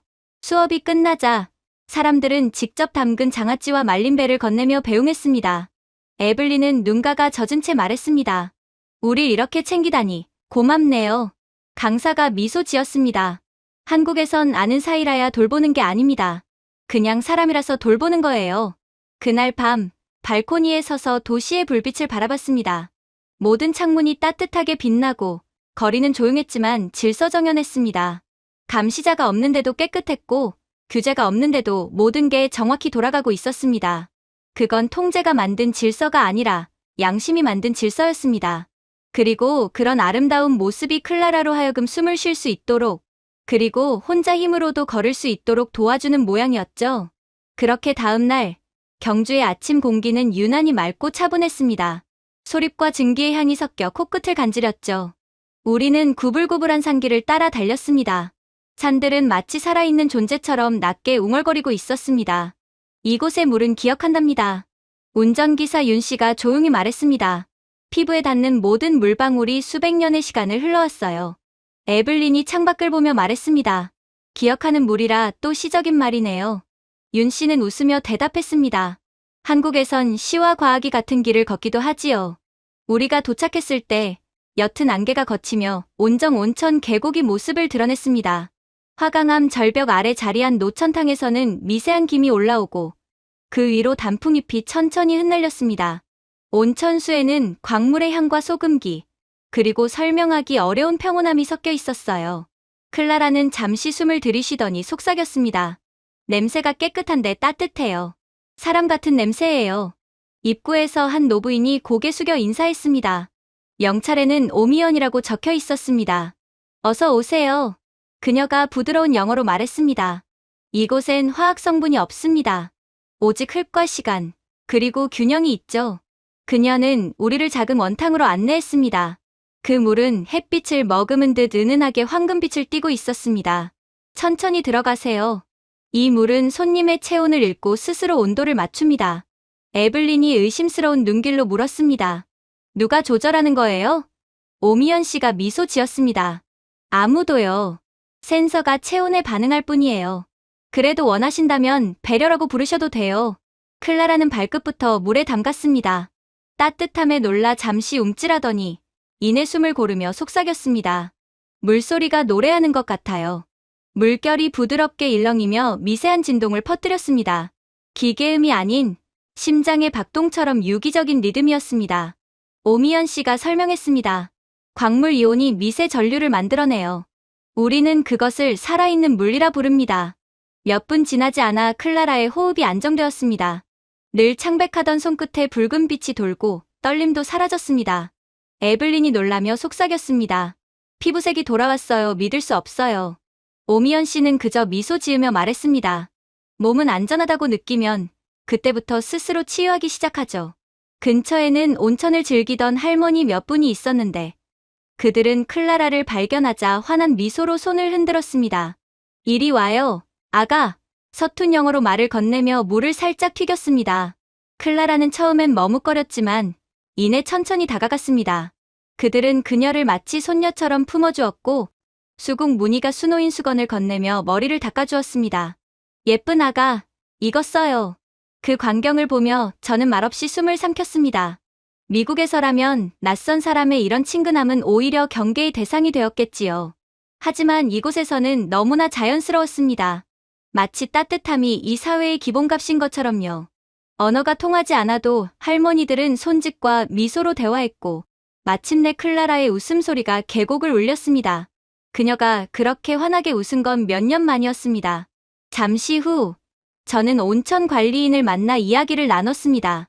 푸른 작업복 차림의 노인이었는데 손이 놀랍도록 단정했습니다. 소독약은 안 쓰시나요?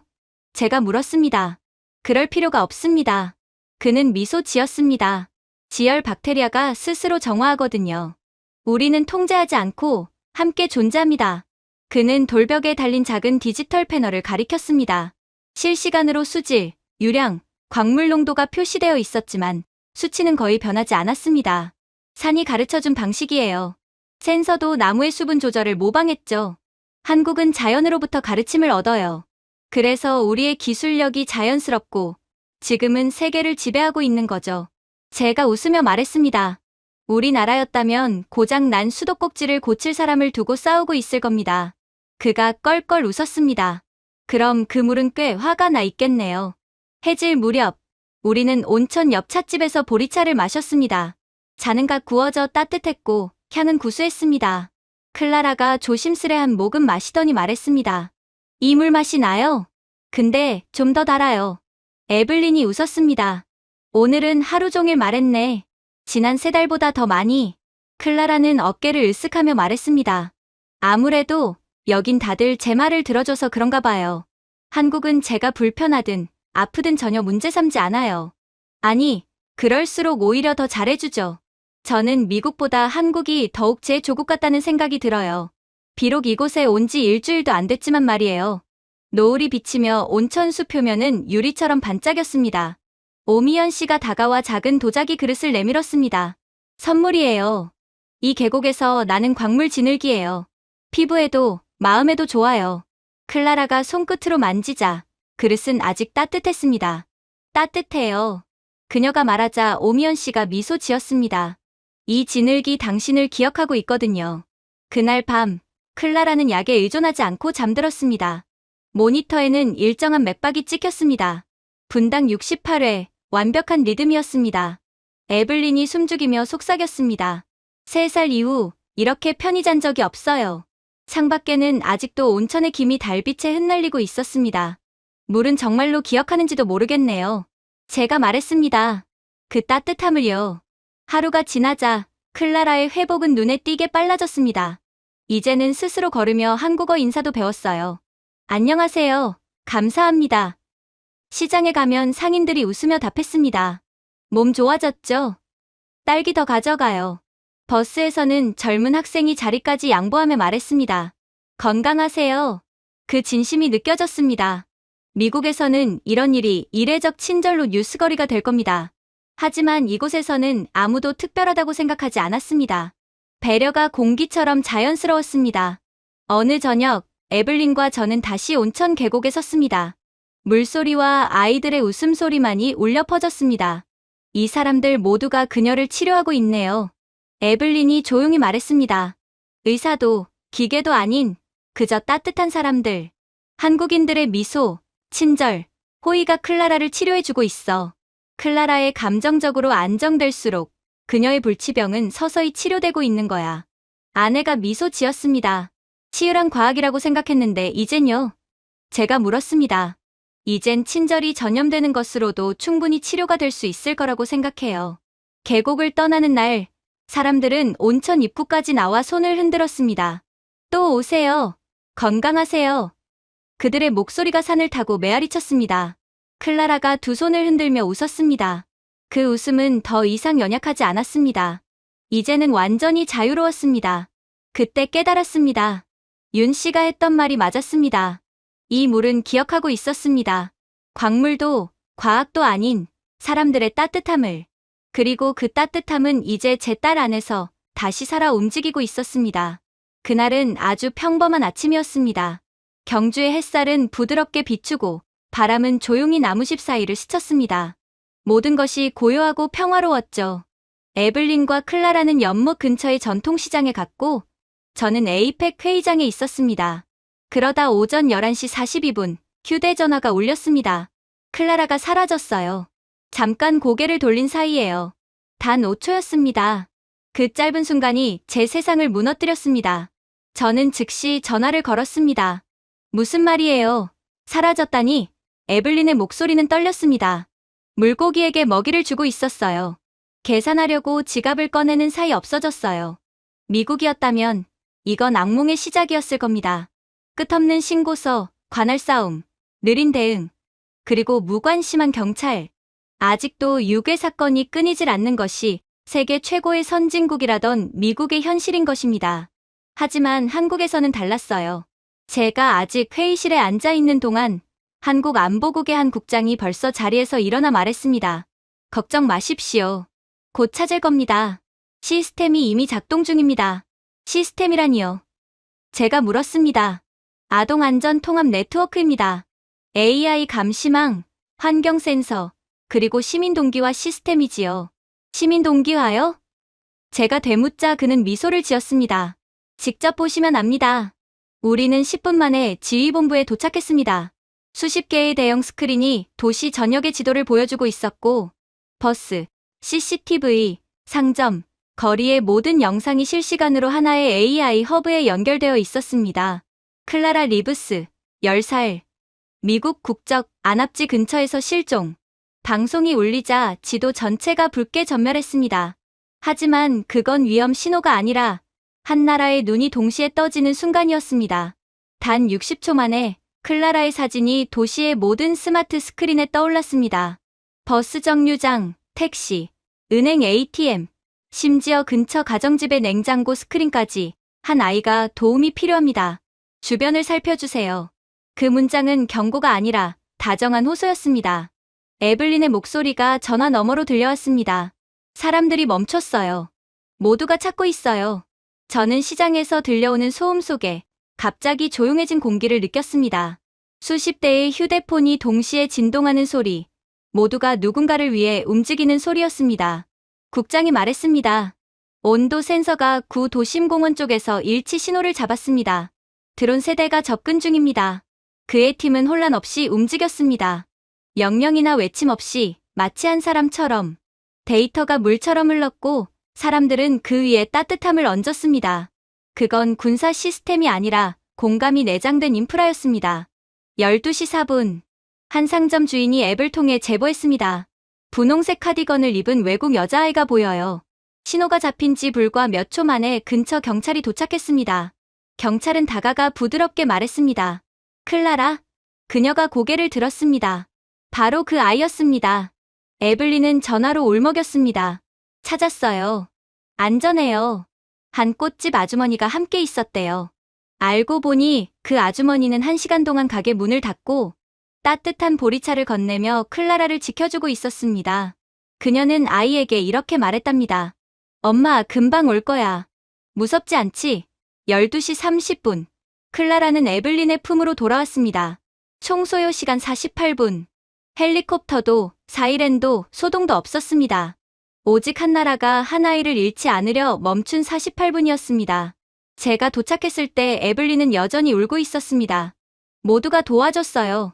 전혀 모르는 사람들인데 클라라가 제 손을 잡고 말했습니다. 아빠, 도시 전체가 나를 찾았대요. 그래, 맞아. 제가 대답했습니다. 여긴 누가 사라지면 모두가 움직이는 나라야. 이후 국장은 결과 보고서를 보여줬습니다. 전국 1만 1200대의 공공민간 카메라가 통합되어 있습니다. 개인정보는 보호되지만 패턴 인식으로 이동 경로를 예측합니다. 시민 참여 앱이 동시에 작동해 평균 25분 내 아동을 발견하죠.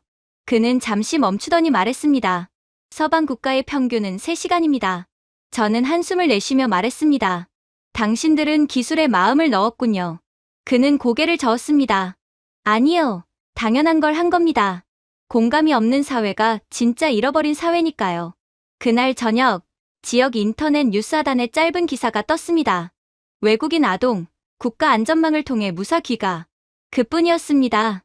선정적인 보도도 과한 자화자찬도 없었습니다. 하지만 댓글창은 따뜻했습니다. 무사해서 다행이네요. 이게 기술의 진짜 쓰임이지. 이름 몰라도 괜찮아요. 건강하면 됐어요. 식당 주인은 우리를 알아보고 국 한 그릇을 더 내왔습니다. 용감한 아이를 위해요. 클라라가 웃으며 말했습니다. 그냥 국인데요. 주인은 미소 지었습니다. 그건 그냥 국이 아니라 마음이에요. 에블린이 제게 속삭였습니다. 미국이라면 아무도 안 도왔을 거예요. 사람들은 사진 찍기만 하지. 안타깝긴 하지만 아무튼 내일이 아니니까가 미국인들의 기본 사고방식이잖아요. 그게 한국과 미국의 차이죠. 클라라가 한국에서 호전되는 기적을 보여주고 있는 것도 그 차이 때문입니다. 제가 대답했습니다. 한국의 시스템은 두려움이 아니라 신뢰 위에 지어진 거예요. 다음 날, 한 공무원이 숙소를 찾아왔습니다. 그의 손에는 클라라의 잃어버린 목도리가 들려 있었습니다. 근처 골목에서 찾았습니다. 그가 미소 지었습니다. 우리 시스템은 사람만 찾는 게 아닙니다. 평화도 함께 찾아요. 에블린은 웃으며 말했습니다. 요즘들은 말 중에 가장 아름다운 말이에요. 그가 떠난 뒤 저는 깊이 깨달았습니다. 한국의 기술은 작동하는 기술이 아니라 돌보는 기술이라는 것을. 프라이버시를 침해하지 않고 존엄을 지키며 사람을 지켜주는 시스템.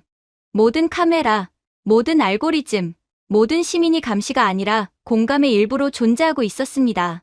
그날 밤, 클라라에게 물었습니다. 오늘 무섭지 않았니? 그녀는 고개를 저었습니다. 아니요. 모두 친절했어요. 다들 금방 부모님을 찾을 수 있을 거라고 했어요. 왜 그렇게 믿었어? 클라라가 조용히 웃었습니다. 다들 말했어요. 한국은 아이를 잃어버리지 않는 나라라고요. 그 한마디가 모든 걸 설명해 주었습니다. 한국이 안전한 이유는 기계가 아니라 마음 때문이었습니다. 이곳의 기술은 인간이 잊은 따뜻함을 기억하고 있었습니다.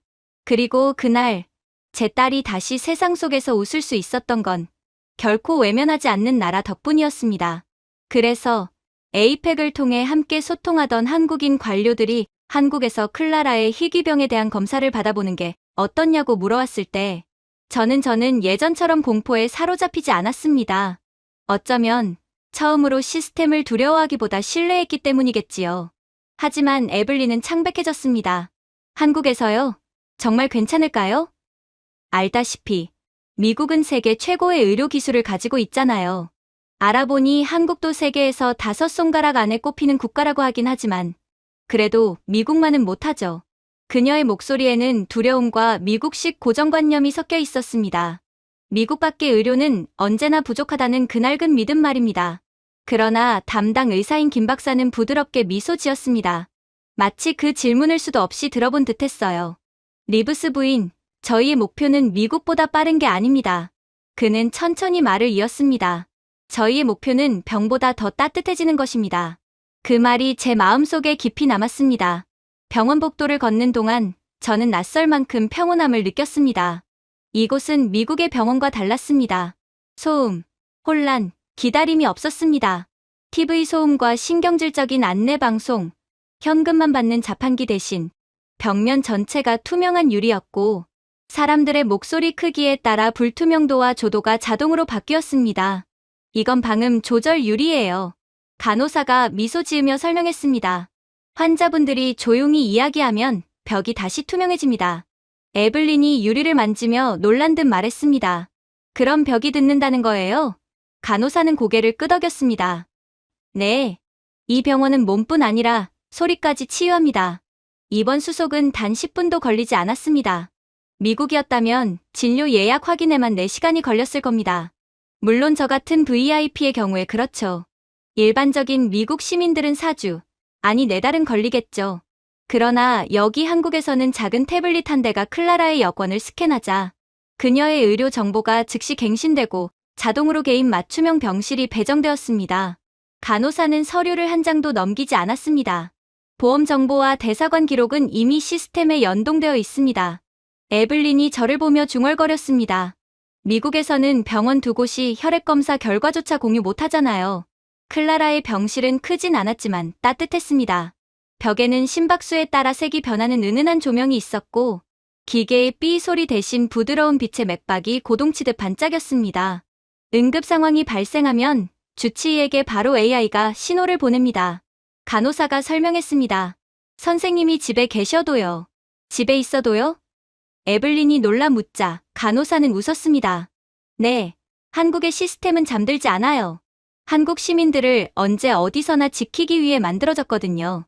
그날 밤, 저는 병원 식당으로 내려갔습니다. 거긴 병원이라기보다 고요한 카페에 가까웠습니다. 따뜻한 조명 아래 조용한 대화, 깔끔하게 담긴 밥과 국, 신선한 채소가 놓여 있었습니다. 한 자원봉사자가 저를 알아보고 다가왔습니다. 외국인 아버님이시죠? 경주에서 오신 작은 아이의 가족. 그녀가 살짝 고개를 숙이며 말했습니다. 걱정 마세요. 이 병원은 작지만 마음은 큽니다. 한편 에블린은 시카고에 있는 여동생과 영상통화를 하고 있었습니다. 그거 알아? 이곳 한국 병원에서는 20분 만에 전신진단 검사를 끝냈어. 그녀가 고개를 저었습니다. 미국에서는 그거 예약하는 데만 3주 걸리는데 여기선 검사 결과를 이메일로 바로 보내줬어. 여동생은 믿기 어렵다는 듯 말했습니다. 그건 불가능해. 에블린은 웃었습니다. 나도 그렇게 생각했어. 잠시 후 김 박사가 태블릿을 들고 나타났습니다. 클라라의 상태가 경주 체류 후 많이 호전됐습니다. 사실 모든 병은 환자의 상태나 기분, 컨디션에 따라 천차만별인 경우가 많거든요. 아무래도 경주는 따님의 인생에서 가장 행복했던 기억이었던 것 같네요. 하지만 병의 근본은 아직 남아 있습니다. 그는 부드럽게 말을 이었습니다. 수술은 광학 AI 기반의 최소 절개 방식으로 진행될 겁니다. 광학 AI요? 제가 물었습니다. 김 박사는 홀로그램으로 클라라의 신경 구조를 보여주었습니다. 실시간 정렬이 가능해서 불필요한 절개를 하지 않아도 됩니다. 성공률은 98.7%죠. 그럼 언제쯤 수술 일정을 잡을 수 있을까요? 그가 미소를 지었습니다. 이미 잡혀 있습니다. 에블린이 놀란 눈으로 물었습니다. 기다릴 필요가 없다는 뜻인가요? 그는 고개를 끄덕였습니다. 기다림은 또 다른 고통이니까요. 미국에서는 MRI 한 번 찍는데 $7,200가 들었습니다. 그것도 보험을 적용받고 난 후의 금액이었습니다. 하지만 이곳 간호사는 조용히 말했습니다. 수술 전 모든 과정의 총 비용은 180만 원 정도입니다. 저는 믿기지 않아 물었습니다. 그게 전부요? 정말 전부입니까? 그녀는 고개를 끄덕였습니다. 저희는 사람을 고칩니다. 지갑을 상처내진 않아요. 다음 날 한국인 수간호사 박 씨가 병실을 찾아왔습니다. 저희는 환자분들을 가족처럼 돌봅니다. 그녀가 클라라의 이불을 정리하며 말했습니다. 그게 단순한 말이 아니라는 걸 곧 알게 되실 겁니다. 클라라가 물 한 잔을 부탁하자 작은 로봇 트레이가 부드럽게 침대로 다가왔습니다. 음성 인식인가요? 제가 묻자 박 간호사는 웃으며 대답했습니다. 네, 단어뿐 아니라 말투도 인식합니다. 피곤한 목소리면 따뜻한 물을, 활기찬 목소리면 시원한 물을 가져오죠. 에블린은 감탄하며 웃었습니다. 이 나라는 기계에도 공감을 넣네요. 병원 운영센터를 둘러보던 중 저는 한 기술자에게 물었습니다. 여긴 종이 차트가 없나요? 그가 웃으며 대답했습니다. 종이는 불에 타지만 데이터는 생명을 구하죠. 그 말에 저는 잠시 말을 잃었습니다. 미국 병원에서 끝없이 쌓인 서류와 사라진 기록들을 떠올렸습니다. 여기서는 간호사가 이름 하나만 누르면 필요한 모든 정보가 1초 만에 뜨고 있었습니다. 이 병원은 조용하고 모두가 제 역할을 알아요. 에블린이 말하자 김 박사가 고개를 끄덕였습니다. 그건 기계 때문이 아닙니다. 시간을 존중하는 문화 때문이죠. 모두가 타인의 1분을 아끼면 그 사회의 1시간은 신성해집니다. 대기실 한쪽에서는 봉사자들이 종이학을 접고 있었습니다. 제가 물었습니다. 왜 학을 접는 건가요? 중년의 여성이 웃으며 대답했습니다. 무서워하는 아이들을 위해서예요. 매일 아침 병실마다 한 마리씩 달아둡니다. 에블린이 속삭였습니다. 손으로 직접이요.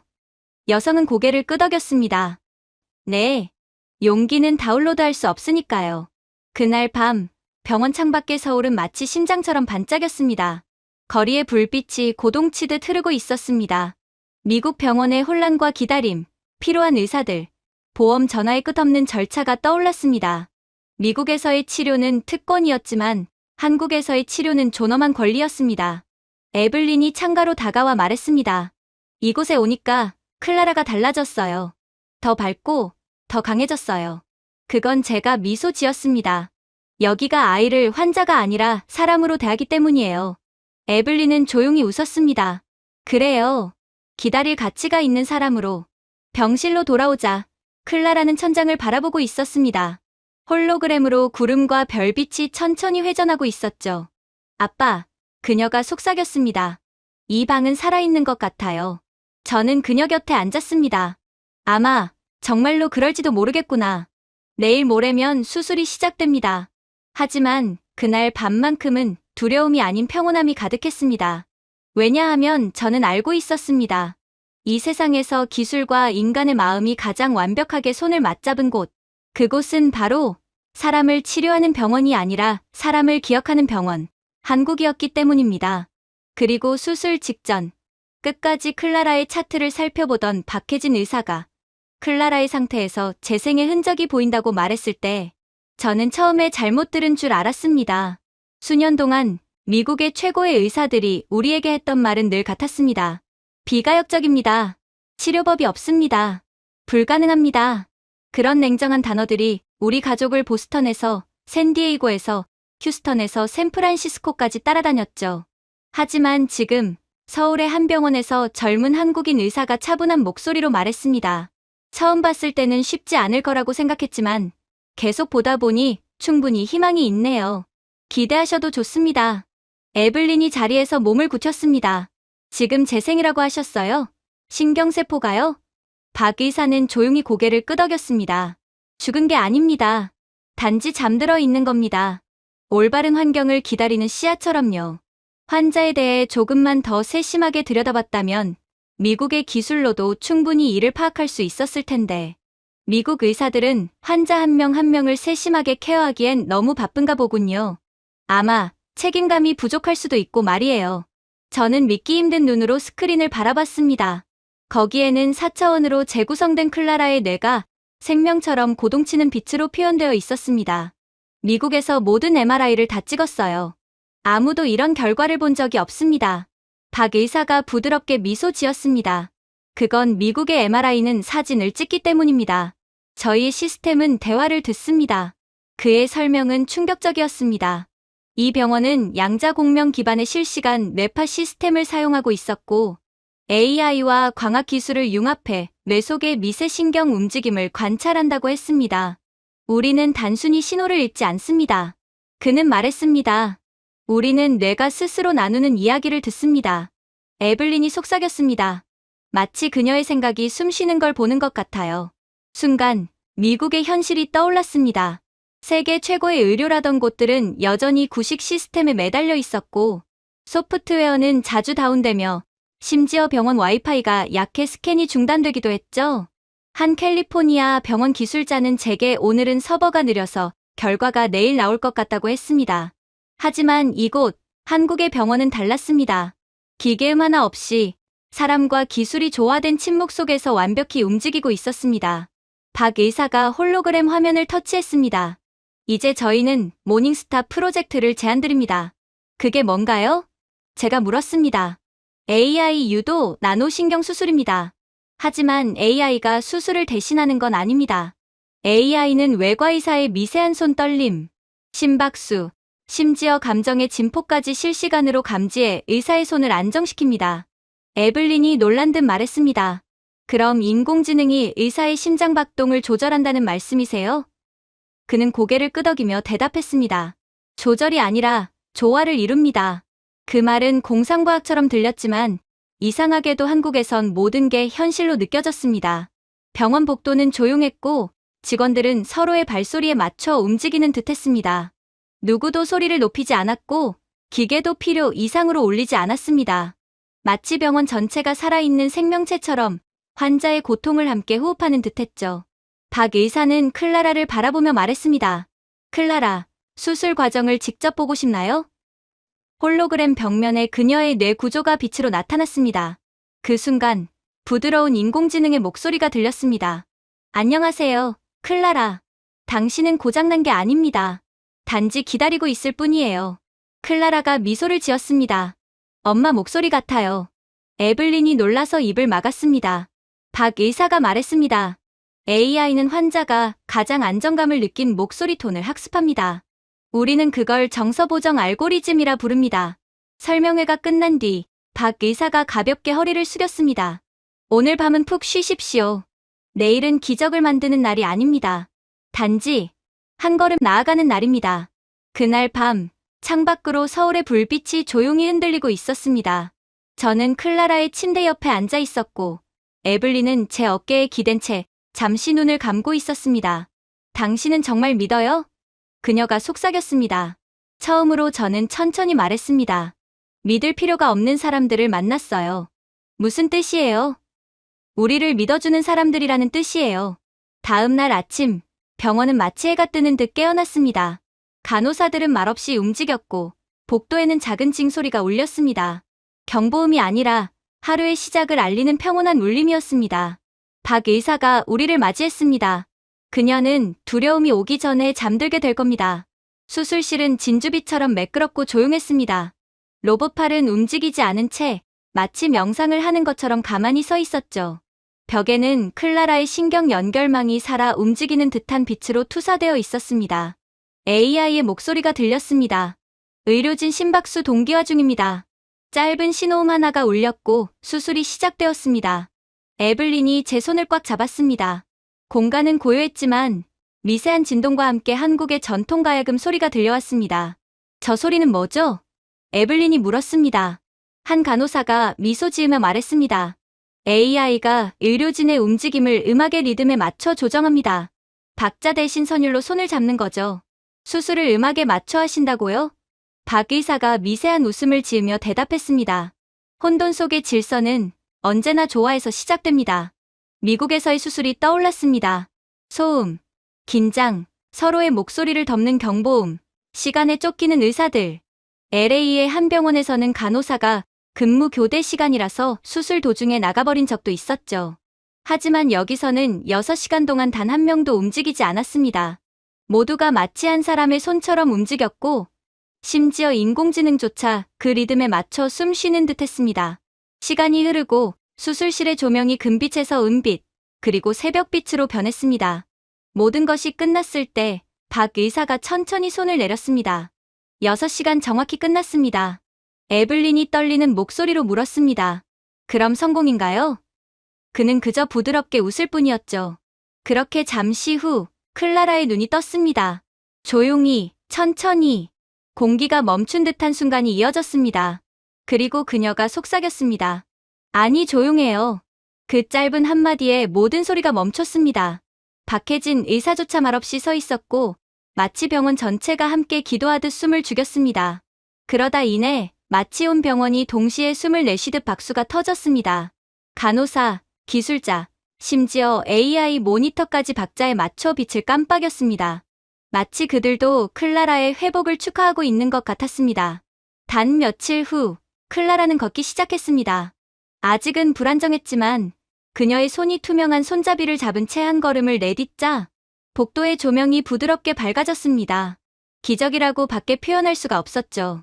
미국의 최고 수준의 의료로도 전혀 차도가 없던 그녀가 한국에서 벌써 걸으면서 재활 치료를 받고 있다니. 이건 정말 기적 중에서도 기적이라고 볼 수 있었습니다. 이에 박 의사가 미소를 지으며 말하더군요. 서두를 필요 없습니다. 우리는 시계가 아니라 몸의 속도를 따릅니다. 하지만 클라라는 또 한 걸음을 내디뎠어요. 그때 복도의 조명이 점점 더 밝아졌습니다. 마치 햇살이 어린아이를 따라오는 듯했습니다. 건물이 기뻐하는 것 같아요. 에블린이 말했습니다. 간호사가 미소를 지었습니다. 맞아요. 회복 신호를 감지하면 센서가 새벽빛을 흉내내요. 그 시각, 서울은 또 다른 새벽을 맞이하고 있었습니다. 전 세계 뉴스 헤드라인이 동시에 바뀌었습니다. 한국형 공감 AI, 불치병을 물리치다. 따뜻한 과학의 기적. 한국이 인류 의료의 새로운 장을 열다. 모닝스타의 기적. 워싱턴에서는 상원의원들이 난리를 치고 있었습니다. WWT가 왜 한국으로 기술 제휴를 이전했는가? 미국이 이 기적을 만들 수 없었던 이유는 무엇인가? CNN의 한 앵커가 비아냥거리며 말했습니다. 서울에서는 가능했는데 실리콘밸리에서는 왜 불가능했을까요? 아무도 답하지 못했습니다. 그날 병원 카페에서 잠시 쉬고 있던 우리 한국 시민 몇 분이 다가왔습니다. 그들은 의료진도 기자도 아니었습니다. 단지 뉴스를 보고 감동했다는 평범한 사람들. 그들은 작은 꽃다발을 테이블에 올려두며 말했습니다. 아이가 다시 웃게 되어 너무 기쁘네요. 에블린은 손으로 입을 가렸습니다. 저희를 모르는 분들이잖아요. 모를 이유가 없어요. 제가 조용히 말했습니다. 그냥 마음으로 아는 거예요. 그게 바로 한국인들이죠. 그리고 그게 바로 클라라가 다시 걸을 수 있게 된 이유입니다. 그때 저는 깨달았습니다. 기적은 기술이 아니라 마음이 만든다는 것을요. 미국의 병원에는 모든 규칙이 있었지만 친절은 없었습니다. 한국의 병원은 규칙보다 배려가 먼저였고 시스템보다 사람이 중심이었습니다. 이곳은 효율로 움직이는 나라가 아니라 공감으로 작동하는 나라였습니다. 그리고 저는 곧장 외신 기자들 앞에 섰습니다. 수많은 카메라 플래시가 번쩍였고 기자들이 질문을 던졌죠. 리브스 최고 경영자님, 정말 WWT가 유럽 사업을 대폭 철수합니까? 다음 연구센터를 서울에 짓는다는 게 사실입니까? 저는 잠시 숨을 고르고 천천히 말했습니다. 미국은 제게 논리를 가르쳐 주었습니다. 하지만 한국은 제게 사랑을 가르쳐 주었습니다. 그 순간 기자들의 플래시가 멈췄습니다. 몇몇은 아무 말 없이 카메라를 내렸습니다. 에블린도 다큐멘터리 인터뷰에서 같은 말을 했습니다.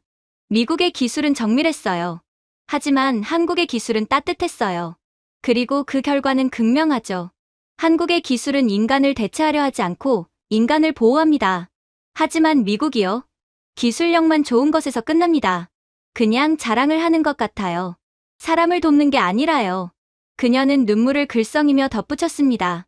한국은 배려를 공학으로 설계한 나라예요. 그러니 미국을 압도하는 기술을 가지게 된 거죠. 그리고 클라라는 이제 하나의 상징이 되었습니다. 에이펙 청소년 혁신 포럼에서 그녀는 병실 침대에서 화상으로 연설했습니다. AI가 저를 치유한 게 아니에요. AI를 만든 사람들이 저를 치유했어요. 바로 한국인들이죠. 의사 선생님들뿐만 아니라 한국 시민들 하나하나 전부가 말이에요. 그 순간 전 세계 청소년 대표들이 모두 자리에서 일어섰습니다. 화면 너머에서도 눈물을 훔치는 얼굴들이 보였습니다. 한국의 사회자가 조용히 말했습니다. 이 아이는 왜 우리가 기술을 만드는지를 일깨워주네요. 그날 저녁 병원 로비에는 기자들이 가득했지만 누구도 소리치거나 몰려들지 않았습니다. 그들은 조용히 허리를 숙이고 꽃을 두고 갔습니다. 카드를 보니 이렇게 적혀 있었습니다. 고마워요. 작은 희망. 같이 살아줘서 고마워요. 저는 박혜진 의사를 옥상 정원에서 만났습니다. 한강이 아래로 빛나고 도시의 불빛이 고요하게 숨쉬고 있었습니다. 박 의사가 말했습니다. 그녀는 완전히 회복할 겁니다. 신경들이 다시 세상을 믿기 시작했어요. 당신께 모든 걸 비쳤습니다. 제가 말했습니다. 그는 고개를 저었습니다. 저희가 아니라 우리 모두죠. 이 나라는 서로를 믿는 손으로 만들어졌습니다. 우리는 그 손을 잠시 빌려드렸을 뿐이에요. 그 순간 저는 결심했습니다. 그날 밤 저는 세인트루이스 본사에 전화를 걸었습니다. 본사 이전을 준비하라. 어디로요? 이사회가 물었습니다. 기계의 심장이 있는 곳으로. 다음 날 전 세계 헤드라인이 또 바뀌었습니다. WWT, 한국의 100억 달러 투자 선언. 미국 증시는 흔들렸지만 서울은 아무 일 없다는 듯 평온했습니다. 그리고 저는 이젠 증시 따위는 아무런 관심도 없었죠. 그저 딸이 재활치료를 하며 걷는 모습만을 홀린 듯 바라볼 뿐입니다. 마지막으로 딸이 이렇게 걸었던 건 6살 때였습니다. 그러나 지금 그녀의 발이 바람과 호흡을 맞추며 나아가는 모습을 보자 가슴이 먹먹했습니다. 이 아이는 이곳의 일부가 된 것 같아요. 제가 중얼거리자 옆에 있던 박혜진 의사가 고개를 끄덕였습니다. 맞습니다. 리브스 최고 경영자님. 치유는 의학이 아니라 환경이 만들어내는 겁니다. 그날 오후 에블린은 단호하게 말했습니다. 우리 이곳에 남아요. 당분간이라도. 그녀는 경주 거주 신청서를 제게 내밀었습니다. 클라라에게는 안정이 필요해요. 호텔과 비행기가 아니라 일상 말이에요. 그리고 클라라도 제 손을 잡고 속삭였어요. 아빠, 이상하지 않아요? 여기가 세상에서 제일 안전하게 느껴져요. 이상하지 않단다. 제가 말했습니다. 그건 내가 집을 찾았다는 뜻이야. 그날 밤 본사로부터 메시지가 왔습니다. 한국 투자 결정에 대한 공식 입장문을 발표하실 겁니까? 당연히 철회하실 거죠. 왜 그런 발표를 하셨어요? 이건 전혀 준비된 발표가 아니잖아요. 이건 당신답지 않습니다. 저는 짧게 답했습니다. 우리는 한국과 협력한 게 아닙니다. 한국에게 배운 겁니다. 번복은 없어요. 나는 한국에 투자하겠습니다. 잠자리에 들기 전 에블린은 창문을 보며 말했습니다. 미국이라면 이 모든 걸 기적이라 부르겠죠. 여긴 달라요. 제가 대답했습니다. 여긴 그게 그냥 일상이에요. 비가 살짝 내리기 시작하자 옆집 한씨 아주머니가 화분을 덮으며 우리 쪽을 바라봤습니다. 잘 자요. 그녀가 손을 흔들었습니다. 클라라도 손을 흔들며 웃었습니다. 그 모습을 보며 저는 생각했습니다. 서로 다른 언어를 쓰는 두 사람이 같은 마음으로 서로를 걱정하는 세상. 이 나라가 치유한 건 우리 딸의 몸이 아니라 우리 가족의 마음이었습니다. 그리고 그날 밤 저는 조용히 속삭였습니다. 우리는 치료를 찾아왔지만 결국 의미를 찾았어. 그리고 저는 알았습니다. 이제는 돌아가고 싶지 않다는 걸. 한국은 우리를 살게 한 나라, 그리고 사람으로 다시 만들어준 나라였습니다. 제가 준비해온 내용은 여기까지입니다. 끝까지 시청해주셔서 진심으로 감사드리며 여러분들의 구독과 좋아요, 알림 설정은 영상 제작에 큰 힘이 됩니다. 이상 세모튜브였습니다.